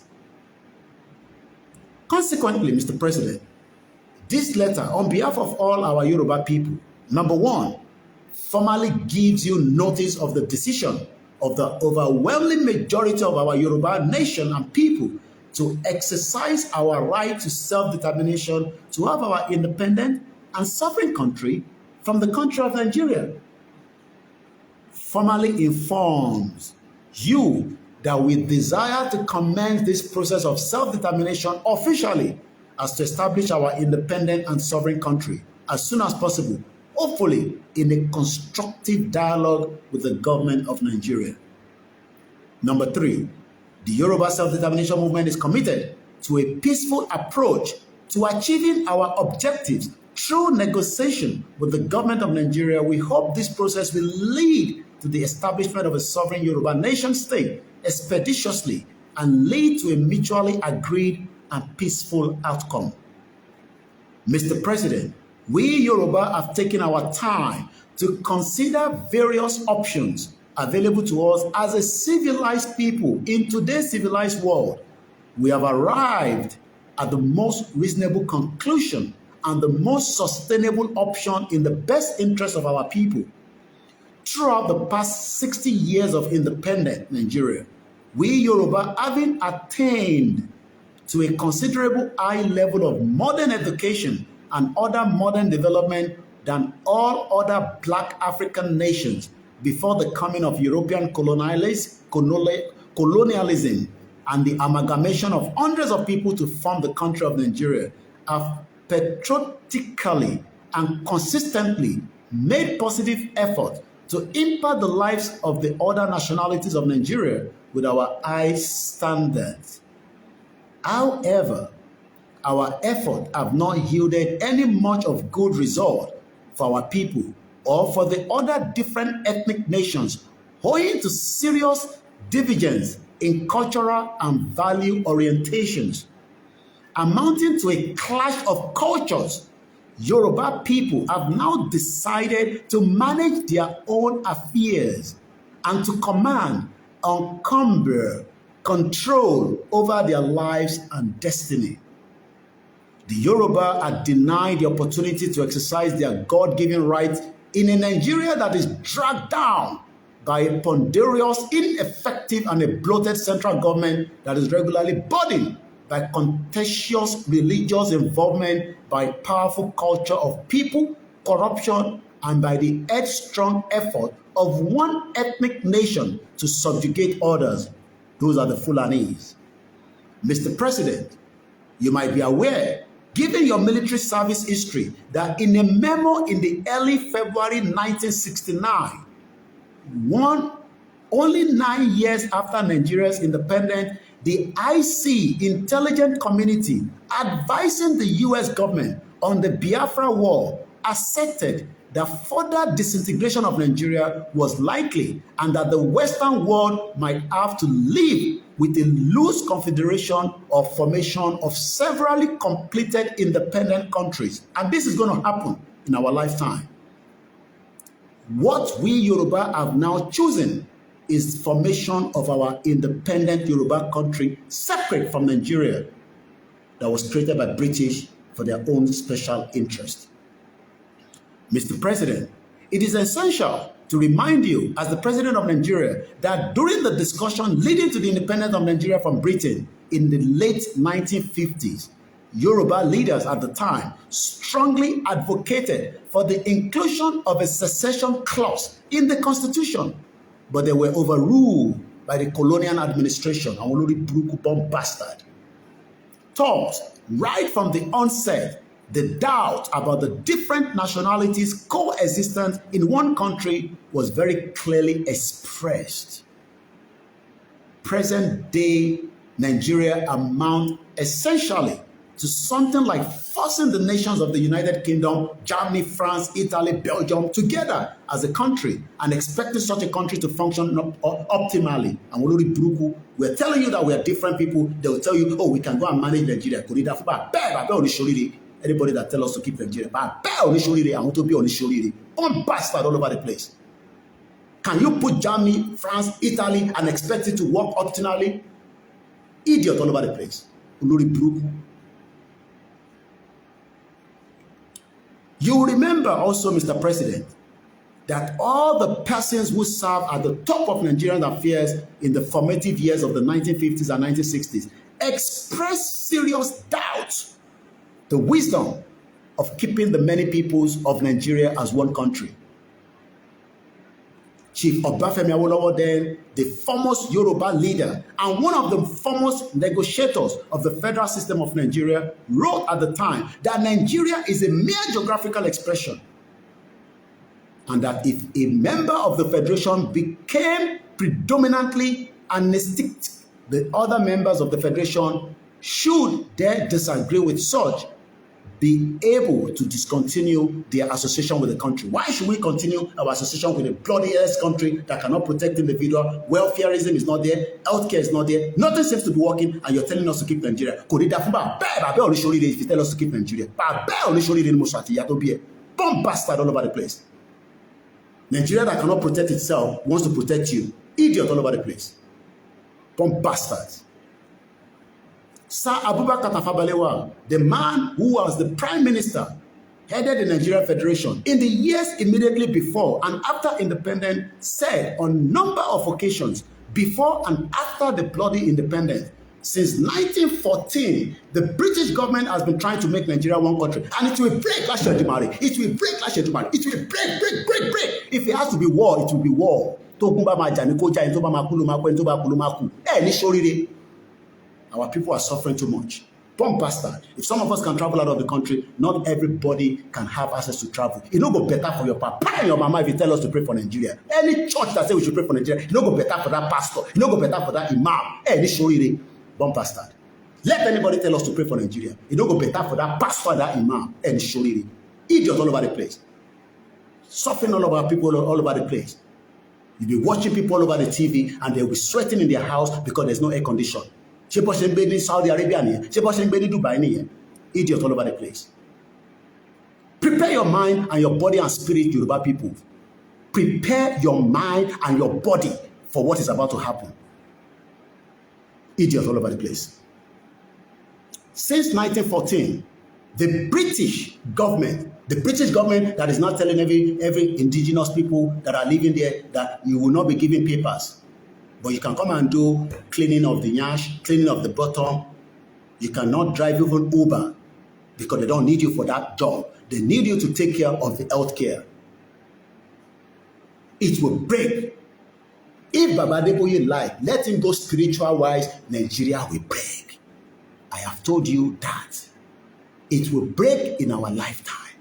And this year, there will be a push. Since 1914, the British government has been trying.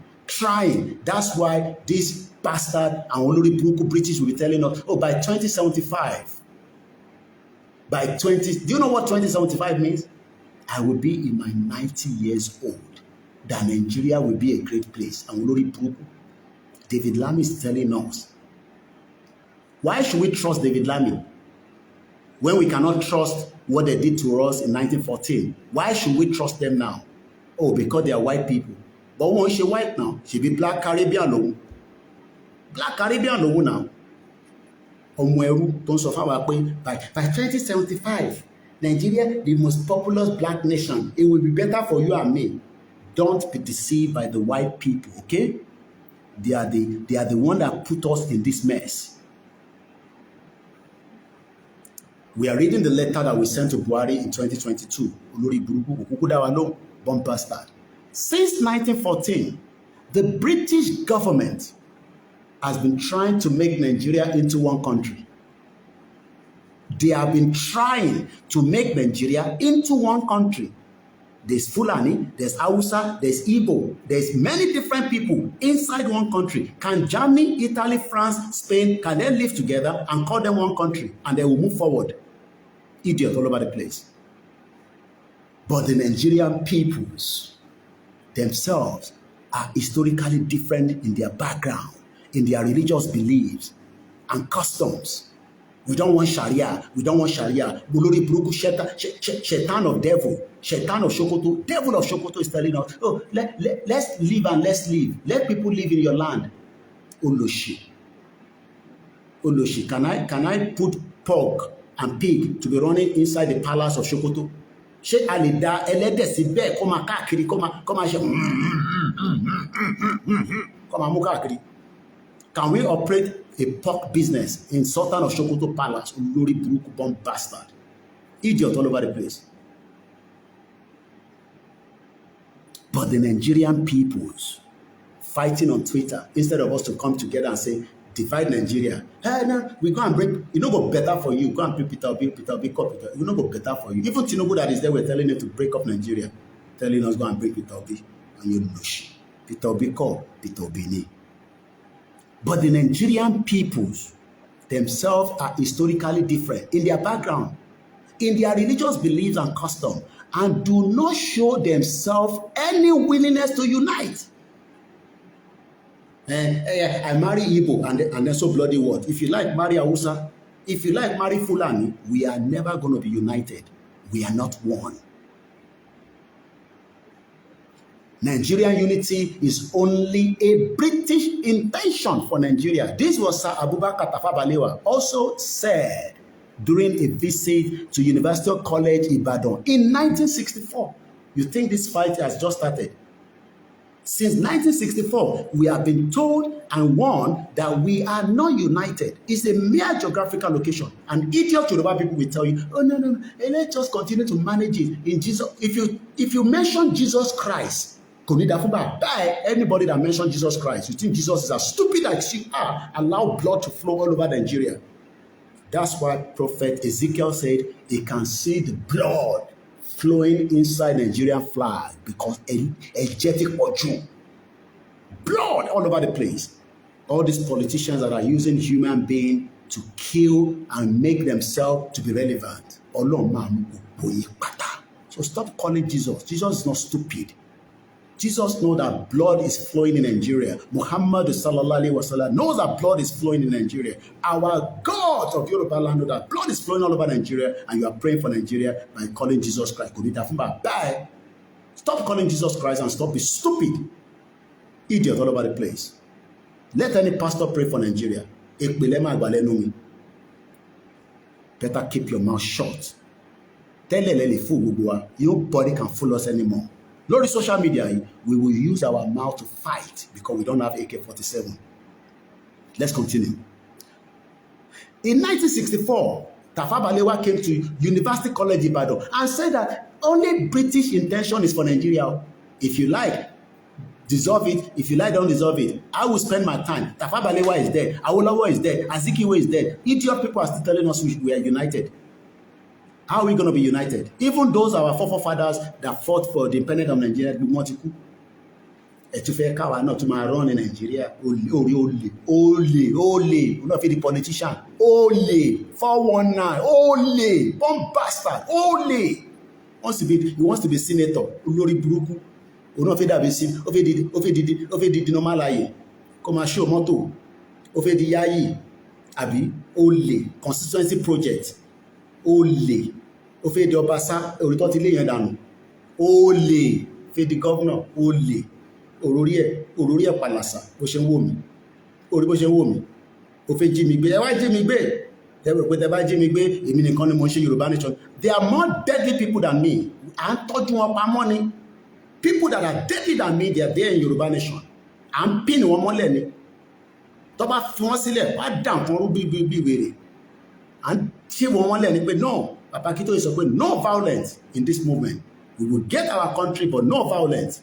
You think if you kidnap me, that will be the end of Yorùbá nation? Ẹni ṣoríire. Gbogbo ẹni tó bá rìnrìn àjò pé kọ́ kidnap mi àti Ìgbòho, ẹni ṣoríire òun máa pa gbogbo yín ni. Gbogbo anybody tó bá ń gbèrò pé ẹ máa kidnap Koiki àti Ìgbòho. Bomb bastard. Money mi ni the last man standing lórí ìrìn àjò yìí. Don't come back home. Kí ló wà ní home tí mo ṣe máa sá fún home? Tinubu ò padà wá sílé ni. After tó sá lọ sí London kò padà wá sílé. Ìgbà tó padà wá sílé kọ́ ló di governor ló di Jagaban. Ta ló mọ Tinubu tẹ́lẹ̀? Idiots all over the place. Ẹnu ẹni gbogbo àjọ wà yìí. Even Sir Ahmadu Bello, the foremost leader of the northern Nigeria before and after independence, once described this amalgamation of 1914 as the mistake of 1914. So why are we keeping that mistake? Because that mistake is still causing the lives and the death of indigenous people on a daily basis. Since we don't have a government that can take care of us, why are we keeping it? What is the essence of keeping it? What are your benefits of keeping it? Olushi, look at the way they look at me. Bomb bastard. You are not benefiting anything than open your breast on TikTok so that somebody can put their hand in your breast and your mouth and want Jensi olórí burúkú. Ṣáwọn yẹn làwọn máa jókòó tì, àwọn ọmọ Jensi òfòtí. Ṣáwọn yẹn làwọn máa jókòó tì. Ẹ máa ká wa ta serious ká put together ká tẹ̀lé Ìgbòho lẹ́yìn. Idiots all over the place. So if something is a mistake, how do you correct it? Your house foundation is faulty. You'll be building more on it. Gbogbo ẹ̀ máa collapse ni. They say the foundation of Nigeria is faulty and we are building on it. One day it will crash on every one of us and every one of us will die. Let's bombard the whole foundation and let everybody go their separate ways. Everybody go their separate ways and reset everything, so that we can have a better life. So that we can't be scared of our lives inside our own land. Many Yoruba people, they build houses all over in their town with the hope that they will retire there. They can't retire there. How are you going to retire in Ekiti when there's no light, there's no security? Even Fayemi cannot have his birthday in Ekiti State. They can't have their birthday there. They'll have it in Abuja. Adeleke will go from Osun State. Alomashi party in Lagos State. Kò ṣeé ṣe ní Osun State. Ta lè fẹ́ máa tàn. In August 1966, Yakubu Gowon olórí burúkú tó pa àwọn Biafra. 5 million Biafra were killed. Oloshi. Yakubu Gowon, no go better for your papa. Oh, ní kú síbi táṣọ ẹwà Yakubu Gowon. Gbogbo yín pátápátá. Mo mọ̀ bí tó ti fún ní general. Ìjà mélòó ló jà tán fún ọ ní general? General Muhammadu Buhari, General Yakubu Gowon, General Ọbásanjọ́, àwọn olórí burúkú, idiot all over the place. Àmọ́ bí tó ti di general òfò. Kọ̀ọ̀rọ̀ Yakubu Gowon, àtàlù ní general òfò. Yakubu Gowon, who had only a few weeks before becoming Nigeria military head of state, made the following very deep statement. Suffice it to say, putting all considerations to test, politically, economically, as well as social, the basis of Nigeria unity is not there. Idiot. See them, Yoruba people, wọ́n ti kàwé, àwọn rò pé àwọn ti kàwé, ní Ìgbòho kàwé. Ìgbòho is illiterate. How can Ìgbòho be leading us? How can he be the one that is leading us? What is this Yoruba nation? Kò ní dá fún yẹn ní ṣoríire. Ẹ̀rí bẹ́ẹ̀ ṣe ń ṣerú Fúlàní. Ẹ̀rí bí gbogbo ṣe ń ṣerú Fúlàní. Ojú òtì ni. Ẹ kàwé. Fúlàní ló ń lead gbogbo yín. Fúlàní ló ń gbá orí yín sẹ́gbẹ̀ẹ́ ló ń gbá sóti. Ẹgbẹ́ kan ṣe dáńtì ẹ̀. Fúlàní ló ń gbá yín. Fúlàní lè ń ṣọmọdọ̀ fún. Ẹ̀gbọ́n tí Yakubu Gowon sọ ní 1966, 6 years after independence, a year before they go into Biafra war. Ẹ̀gbọ́n tí Yakubu Gowon sọ, ó ní Nigeria economy, politically, as well as the social, the basis of Nigeria unity is not there. Do you know the meaning of base? Base, kò sí unity. A máa jà, a máa fi para wa ni. Then why do we have to kill each other when we can go separately? Divide Nigeria so that we can go our separate ways. Gbogbo tẹ́ ká àwọn tẹ́ kọ́ máa sọ fún Tinubu nìyẹn. Or keep quiet. Torí ìjẹkújẹ olè tó fẹ́ jẹ, they will become board of board of chairman. Wọ́n máa fún wọn lówó. Cash ló ń gbé fún gbogbo wọn. Wọ́n ti mọ̀ nísìn pé tó bá pay owó sàkáǹtì wọn, traces máa wà. Dọ́là ló ń fún wọn nísìn. A ní kó lọ ṣe fúnra wọn. A gbé dọ́là fún wọn. $20,000, $50,000. Wọ́n ti mọ grade olúkálukú. Ìwọ nísìn ló lọ fún wọn. Election tí ń bọ̀ ní sọ́n tí ń lago. Agbágálá, agbogolo, wá gba tiẹ̀ níbẹ̀. wá gba magi kó sí ọbẹ̀ ẹjọ́ kan idiot. And ebi ń pa wá o ṣé ibi là ń sọ̀rọ̀ àbí ká sọ̀rọ̀ future wa ọ ti ń fi lọ aago nísìn election ti ń bọ̀ ẹ wá rán àǹkárá àwọn olùṣe àwọn ìyá òfò ẹ̀yin bàbá òfò ẹ̀yin bàbá àdánù politics olè tẹ́ ẹ̀ ń ṣe tó gbé yín anywhere kò rán àwọn ọmọ yín lọ sí school ẹ̀rí kójú ti gbogbo ẹ̀yin bàbá òṣì yẹn ẹ̀yin tàbá tẹ́ ká ti dá sídìí sí lára kẹ́ ti kú dànù torí ẹ̀ àmọ̀ wúlò yín tẹ́ ń ṣe politics láti 1999 ilé yín tẹ́ kọ́ gan sẹ̀fẹ̀ parí ẹ̀ níjẹ̀bú òde gbogbo lẹ́yìn ló ń rùn yànpanyànpa yẹn Egypt all over the place àwọn ọmọ yín pariwo Yorùbá nation kí ni meaning Yorùbá nation kò ní da fún bá ẹ̀ ní sóríire ẹ̀yin tẹ́ bá sọ pé kí ni meaning Yorùbá nation one bastard ẹ̀rọ bá ń ṣeré ni mo sọ fún yín pé àwa la máa pa yín lórí social media yìí àwa la máa pa yín high blood pressure yín ẹ̀yin tí ẹ ń tẹ́ náà fi gbọ́ yẹn high blood pressure yín á máa lọ sókè ni torí ẹ fi wá lọ́kàn balẹ̀ àwọn ìyá yẹn fi wọ́n lọ́kàn balẹ̀ gbogbo wọn wà nínú òtútù ní sí Canada òtútù mú ọ burúkú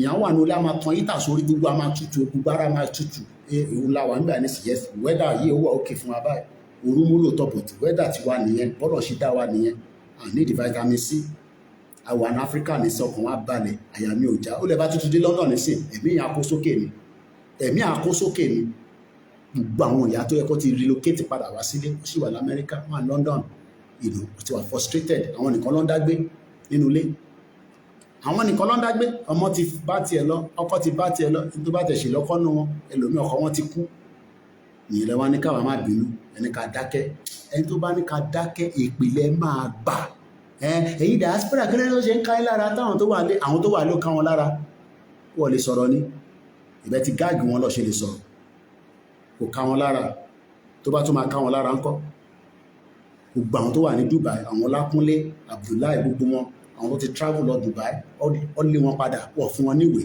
wọ́n wà ní Nàìjíríà wọ́n ṣiṣẹ́ èèyàn ṣe yunifásitì tán kò níṣẹ́ lọ́wọ́ obìnrin wá dẹni tó ń ṣe ọyàn lórí TikTok odindi ọmú ó gbé ọyàn síta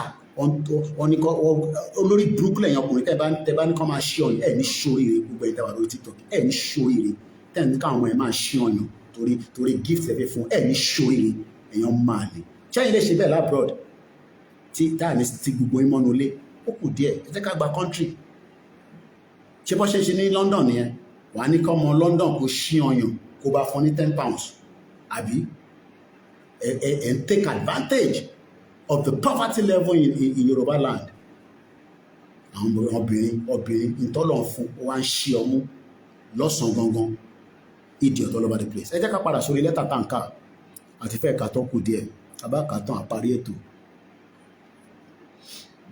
Even today, Mr. President, the same kind of wisdom concerning Nigeria continue to be expressed with emphasis by leading Nigeria. For instance, Professor Ango Abdullahi, former Vice-Chancellor of Ahmadu Bello University, generally respected as the foremost intellectual from the northern Nigeria, said the following in a public interview in 2017. If Nigerians are tired of staying together, they should be prepared to accept division instead of remaining in agony and disappointment with one another. Choparo, instead of us staying together, knowing we are tired, let us go our separate ways. We are always talking that Nigeria state is not working and asking how can we make it work? Can you make it work? Can Tinubu make Nigeria to work? After he make it work, when a Fulani man comes, what happens? Destroy it again. Idiot all over the place. And if the best option to call for separate countries, why not? In 2020, Alhaji Mohammed Mahdi Shehu, the chairman of the dialogue group Kaduna, said that the 1914 amalgamation was done out of mischief without taking into consideration the peculiarities of Nigeria, and that since independence in 1960, Nigeria has stumbled from one form of calamity or tragedy to another. One calamity, one calamity, one calamity since 1960. Since 1960, none of us have got rest. Our parents never got a rest. My mom had to run out of Nigeria in the 90s. I had to run out in 1998. You are trying to run out in 21st century. So, ìgbà wo la wá fẹ́ ní peace of mind? I'm asking, ìgbà wo gangan la fẹ́ ní peace of mind? Ní ìgbà wo la fẹ́ ní peace of mind? So why are we living in denial? And we have the best opportunity now to push it and get out. And some will say, no, àsìkò ìtìtò, ẹ jẹ́ ká jẹ́ kí Tinubu ṣe government ẹ̀ tán. Ẹ tí mo tọ́ fẹ́ ṣe fún Tinubu, tó bá ṣe kú, tó bá gbá Tinubu sẹ́gbẹ̀ẹ́ kan, kí ló máa ṣẹlẹ̀? You think Tinubu's life is not at stake? We are just praying for him so that they don't kill him. We know that they plan to kill him because he's not dancing to their tune.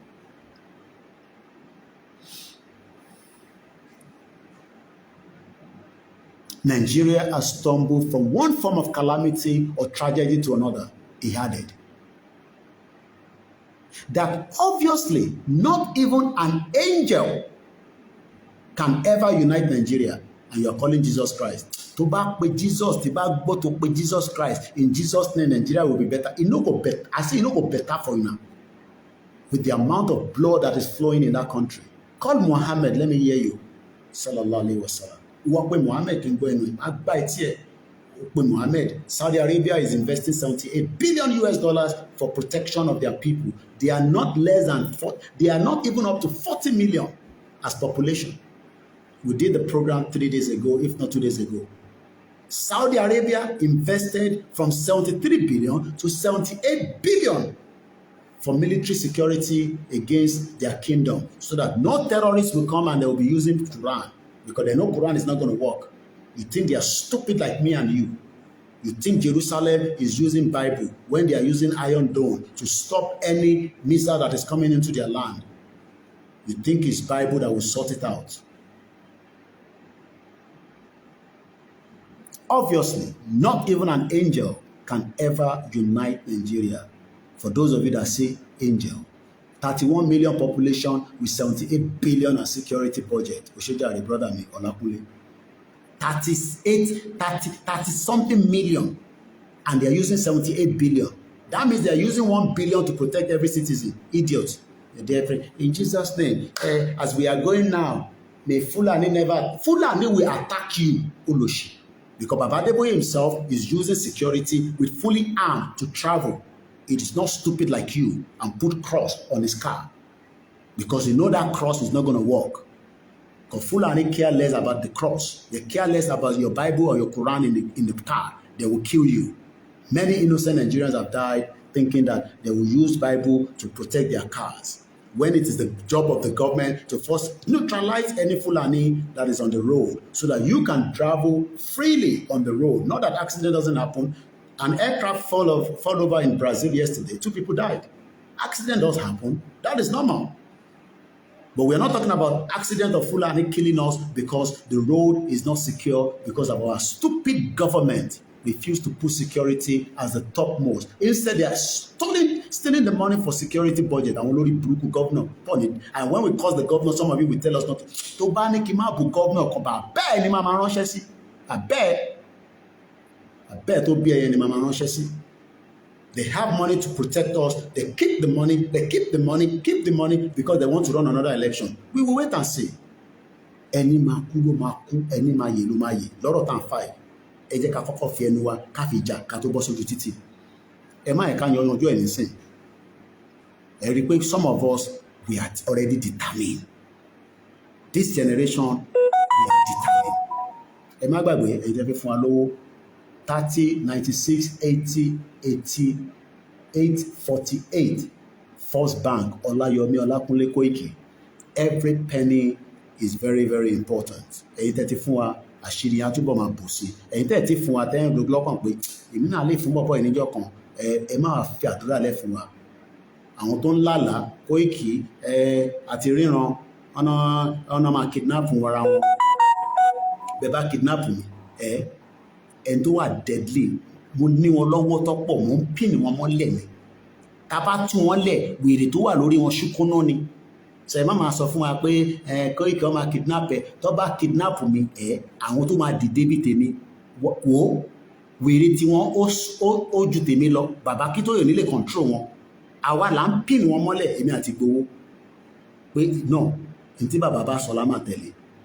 so ẹ má fi ọ̀rọ̀ kidnap fi dẹ́rù bẹ̀ mí kò dẹ̀ sẹ́ni tó máa kidnap mi torí èmi náà dúró ọkùnrin lèmi náà ní dúró owó ló máa jẹ kò ní jàgbàdo ní tó bá gbà lá máa fún a máa bẹ Jésù tó máa fi ṣọ́ ẹ̀ṣọ́ wa a máa bẹ ànábì a dẹ̀ máa lo ìbílẹ̀ gbogbo ẹ̀ la máa lò ìbí mi wà lé nísìn ẹ̀rọ pé ojú lásán kò ṣe wọ wèrè lọ́sàn bíi tiyín báyìí Koiki bó ló wà ó ní láti mọ ibi tí mo wà má bí mi ibi tí mo wà gbogbo nonsense tá a ṣe ní 2021 ni a lè ṣe yẹn nísìn ẹni tí bá fẹ́ rí màá rí kò ṣe dandan ni mo láti rí anybody ẹ bá ti rí lórí social media báyìí that's more than enough tásìkò bá tó tọ́ bá pè fún rally àjọ máa wà ní war front ni mo ń bọ̀ ń lé mo sọ fún yín ẹ rò pé mo ní mò ń ṣeré ni ṣèbí tí mo sọ fún yín ní London pé mo ní mò ń bọ̀ ẹni ayẹyẹ dẹnu ni mo fẹ́ bá wa ṣe lé idiot all over the place tẹ́rù bá ń bẹ̀ ni àwa ti yọ ẹ̀rù kúrò lára torí pé a mọ̀ pé òtítọ́ tá ń jà fún yìí a máa já délẹ̀ àjàyèdè la máa jà lágbára Ọlọ́run ẹ má gbàgbé kẹ́ support wa ẹ mọ̀ pé mo níyàwó ní London àdè láti tọ́jú àwọn ìyàwó wa fẹ́ fún wa lówó so that ìyàwó mi ti máa fàdúrà tán mi máa tì mí lọ àwọn ìyàwó mi wà okay ẹ̀yin ni kẹ́yìn support wa ká lè jọ délẹ̀ lérí together let's go quickly àdínlé ká tán but at least a ti ní idea yìí tó tẹ important láti kà ń bẹ̀ yẹn let us go to negotiation table break the kola and distribute the country to everybody's peace. If we do not do it now, the future will cost us. Lẹ́tà ìlà sọ fún Buhari olórí burúkú tí kò dá wa lóhùn. Lẹ́tà ìlà sọ fún Muhammadu Buhari ní 2022. Ànílé ka tán because of my time. Mo lè fẹ́ ká ju 3 hours tá à ń lò lọ. So mo kí gbogbo wa lẹ́ẹ̀kan sí ẹ̀yin èèyàn wa tí ẹ ti darapọ̀ mọ́ wa.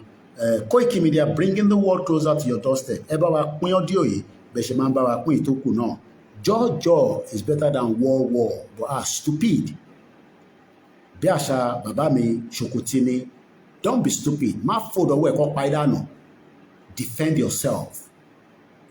Mo dẹ̀ ti ka òfin yẹn fún yín nígbà tí mò ń sọ ìwọ̀n lélẹ̀ self defence ó dà pé mo ṣì lẹ́ẹ̀kan mo mọ̀ bí tí mo I think I did somewhere but I can't remember now. If otherwise, I shall take a lẹ́ẹ̀kan fún yín. Yeah, let me read it one more time.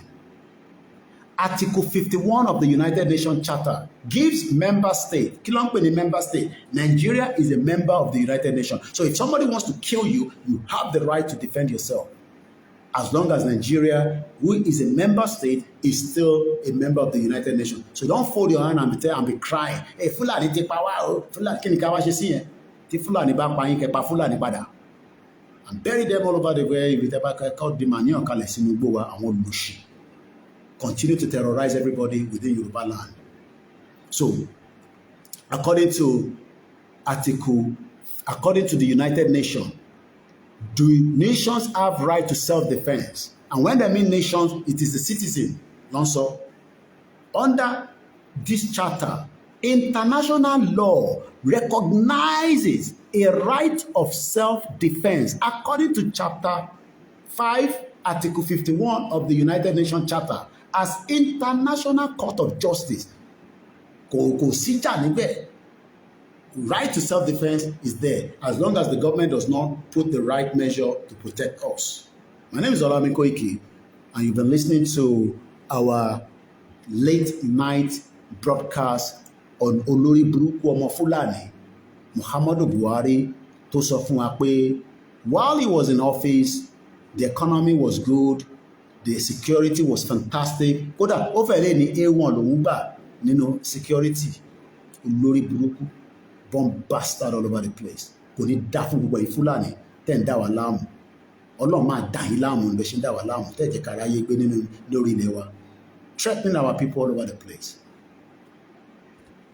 Mo lọ bẹ́ẹ̀ mọ́ kí ìyá mi Yẹmí tí mo fi tọ̀wọ̀tọ̀wọ̀ dárúkọ máa kí n pè é tán délẹ̀ torí àwọn tí a bá dárúkọ àwọn ẹlòmíì wọ́n máa ń fi mọ àwọn wo ló ń jẹ́ bẹ́ẹ̀. Mo kí ìyá mi first bank. Mo lọ bẹ́ẹ̀ mo kí Mr. Oyinlóye ẹ ṣé gan ni. Mo kí Poli Ọlákúnlé mo kí ẹ wàá rọ́wọ́ mi láìpẹ́ agbára Ọlọ́run. Mo kí ẹ Masbi mo rí ẹ ń bẹ̀ mo fojú pẹ́rẹ́ because mo ń record lẹ́ẹ̀kan ni so mo dẹ̀ fẹ́ kí recording yẹn kó máa gbórúkọ gbogbo yín jáde all the time. so gbogbo ẹ̀yin tí ẹ bá bá ọ́díò wa pàdé àtúntò ń gbé lọ báyìí káàkiri ẹ bá mi share ẹ jẹ́ kó dé gbogbo àwọn tó yẹ kó gbọ́ pé ọ́díò yẹn tí Koiki máa ń rìn ní tó tutù jáde mo rí gbogbo yín ẹ bá wa support platform wa ẹ support iléeṣẹ́ yìí ó wà very important àṣàkọ kò ṣe é tẹ fún wa tí kò tẹ́ wa lọ́rùn £1, £2, £10, £3, £4, £5. mo kí ẹ ní gbogbo China alẹ́ Conde mo kí gbogbo ọmọ Yorùbá o mo kí bàbá wa Olóyè Ìgbòho mo ní ibi tó bá ń lọ ni mò ń tẹ̀lé ẹ lọ tó bá sọ pé ó ti yá náà ni tó bá dẹ̀ ní kò tí yá a stand still mo kí gbogbo ẹ̀yin èèyàn wa o pé ilẹ̀ Yorùbá wọ̀ nígbà mọ́ wa lọ́wọ́ ọba ní Jésù mo kí yín o ó mà tí gí wá mo kí ẹ mo kí gbogbo ẹ̀yin ọmọ Yorùbá tẹ̀ ń bẹ ní Kánò ẹ má fi taratara sùn ẹ bá ń sùn báyìí kẹ́ díjú kan nítorí olórí burúkú ni wọ́n ara ń kan Sultan Sokoto lọ́wọ́ ẹ̀ mo kí Mr. Ayuba Adebiyi Mr. Joshua Olúwaṣeun Àjàgbé mo kí ẹ brọ́dà mi kò ní bàjẹ́ fún yín gbogbo ẹ̀yin èèyàn wa tí ó jẹ́ kí ẹ ti grow Nàìjíríà ló dìbà growthness yín most of us should have been big man ó yẹ ká lówó lọ́wọ́ ká máa gun Mercedes ká gun Range Rover Nàìjíríà ló hold wa back millionaires wọ́n kún ní China millionaires wọ́n kún ní China bam látara kíni látara gbogbo oríṣiríṣi iṣẹ́ àti business tó ń ṣe níbẹ̀ yẹn mo kí ẹgbẹ́ ìfẹ́lódùn àpapọ̀ mo kí president wọn mo kí vice president Kentos mo kí gbogbo àwọn tó ń bẹ nínú ẹgbẹ́ ìfẹ́lódùn mo kí bàbá mi Aworo Ṣàṣà mo lọ bẹ́ẹ̀ mo kí ẹgbẹ́ Ìgbòho Iron Lady ọ̀nà àbá dúró ti gbogbo yín ẹ kú àdúró ti ẹ kú ìfẹ́tẹ́ ní sólóyè Ìgbòho mo kí gbogbo yín lẹ́ẹ̀kan sí mo lọ bẹ́ẹ̀ mo kí gbogbo ẹgbẹ́ ìlànà ọmọ Oòduà both home and in the diaspora gbogbo yín pátápátá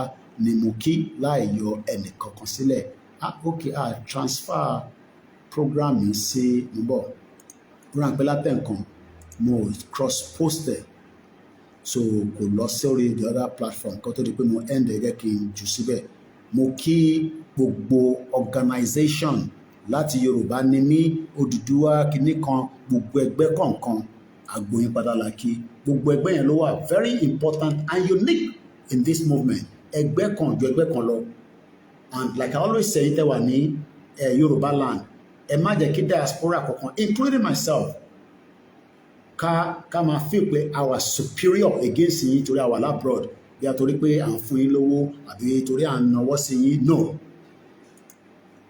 blood kan náà ló wà lára gbogbo wa Nàìjíríà ló fa ìtẹ́yìn fi ń sọ pé báwo ni tiwa ṣe wá rí báyìí so àná ìtẹ́ ìdẹ̀jẹ́ diaspora mo bẹ̀ wá ẹ jẹ́ ká máa respect àwọn tó wà nílé a lè dáṣe a lè wà níbi méjì a lè wà l'Amẹ́ríkà ká tún wà nílẹ̀ Yorùbá so àwọn tó wà nílé náà ni la máa fún láwọn iṣẹ́ kọ̀ọ̀kan tó máa bá wa ṣe some of them can be pain in the ass but ẹ lè blame wọn frustration Nàìjíríà ti pọ̀ jù so gbogbo àjọ máa ṣiṣẹ́ papọ̀ ni olóyè ò lè dá ṣe like I always say lóòótọ́ akọni èèyàn ni but ó sì nídìí gbogbo wa ó nídìí Àgbẹ̀kọ̀yà kódà ó nídìí àwọn ọmọ OPC ó nídìí ẹgbẹ́ this ẹgbẹ́ that kí gbogbo wa ká ràn lọ́wọ́ ká sowọ́ papọ̀ ká help ẹ̀ so that vision ẹ̀ àti mission ẹ̀ á lè jáde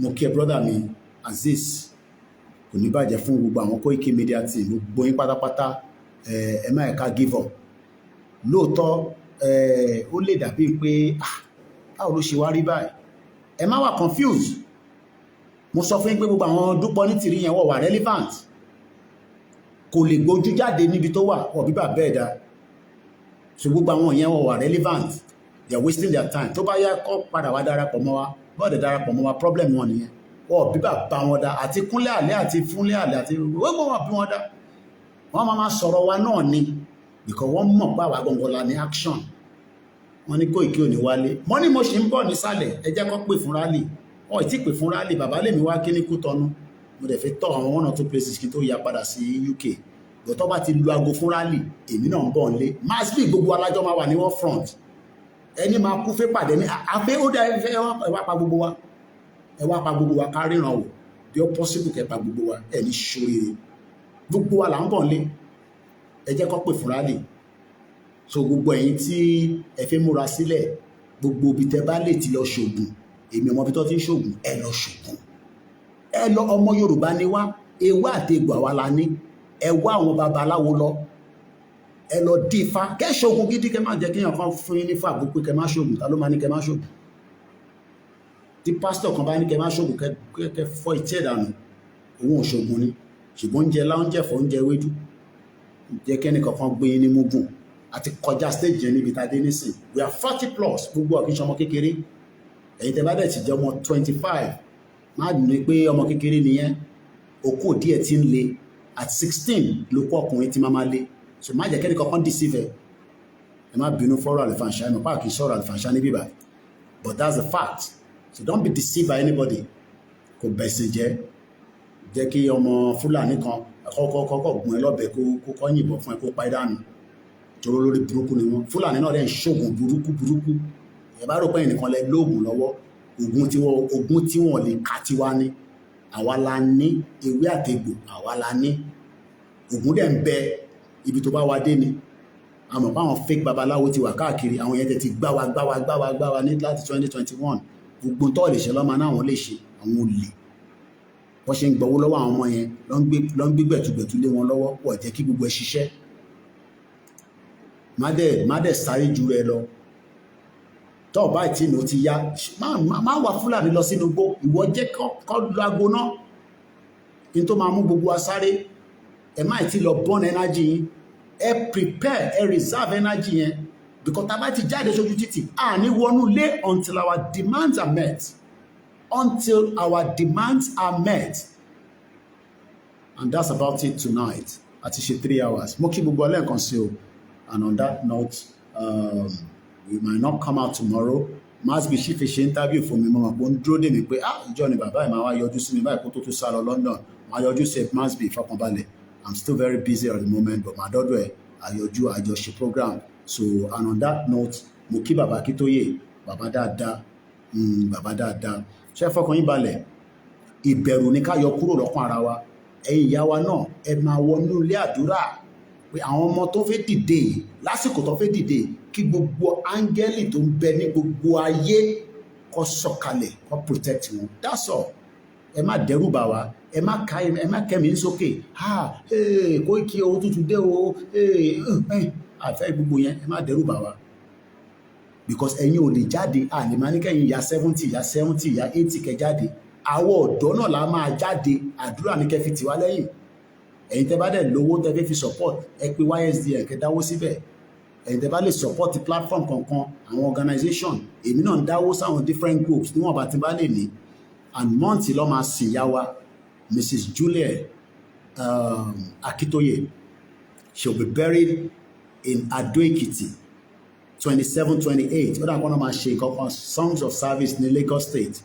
and the rest of the event will be in Ado Ekiti so gbogbo ẹni tó bá fi support ó dà pọ̀ Ankara wà kí èèyàn kan máa pè mí mo gbé wàhálà Ankara dání wọ́n ti fi nọ́mbà àwọn aláǹkárá ẹ pè wọ́n ẹ ra Ankara I'm not doing all this báwo Ankara ṣe fi dé London but I'm very busy because I'm here on the ground for a purpose and that purpose I need to complete it before I return back to London. So mo ní time pé a fẹ́ ra Ankara, a fẹ́ ṣe kinní kan. So and I'm traveling in between, but I don't have to tell you where I'm traveling to all the time. So kó tó di pé mo máa padà lọ sí base mi ní London. But for now, I'm still in Africa and I'm still, have to engage 1 or 3 people before I return back to London.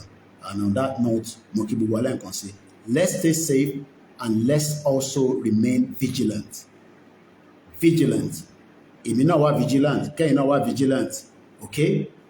And don't be scared. Ikú kàn sí lójú gbogbo wa.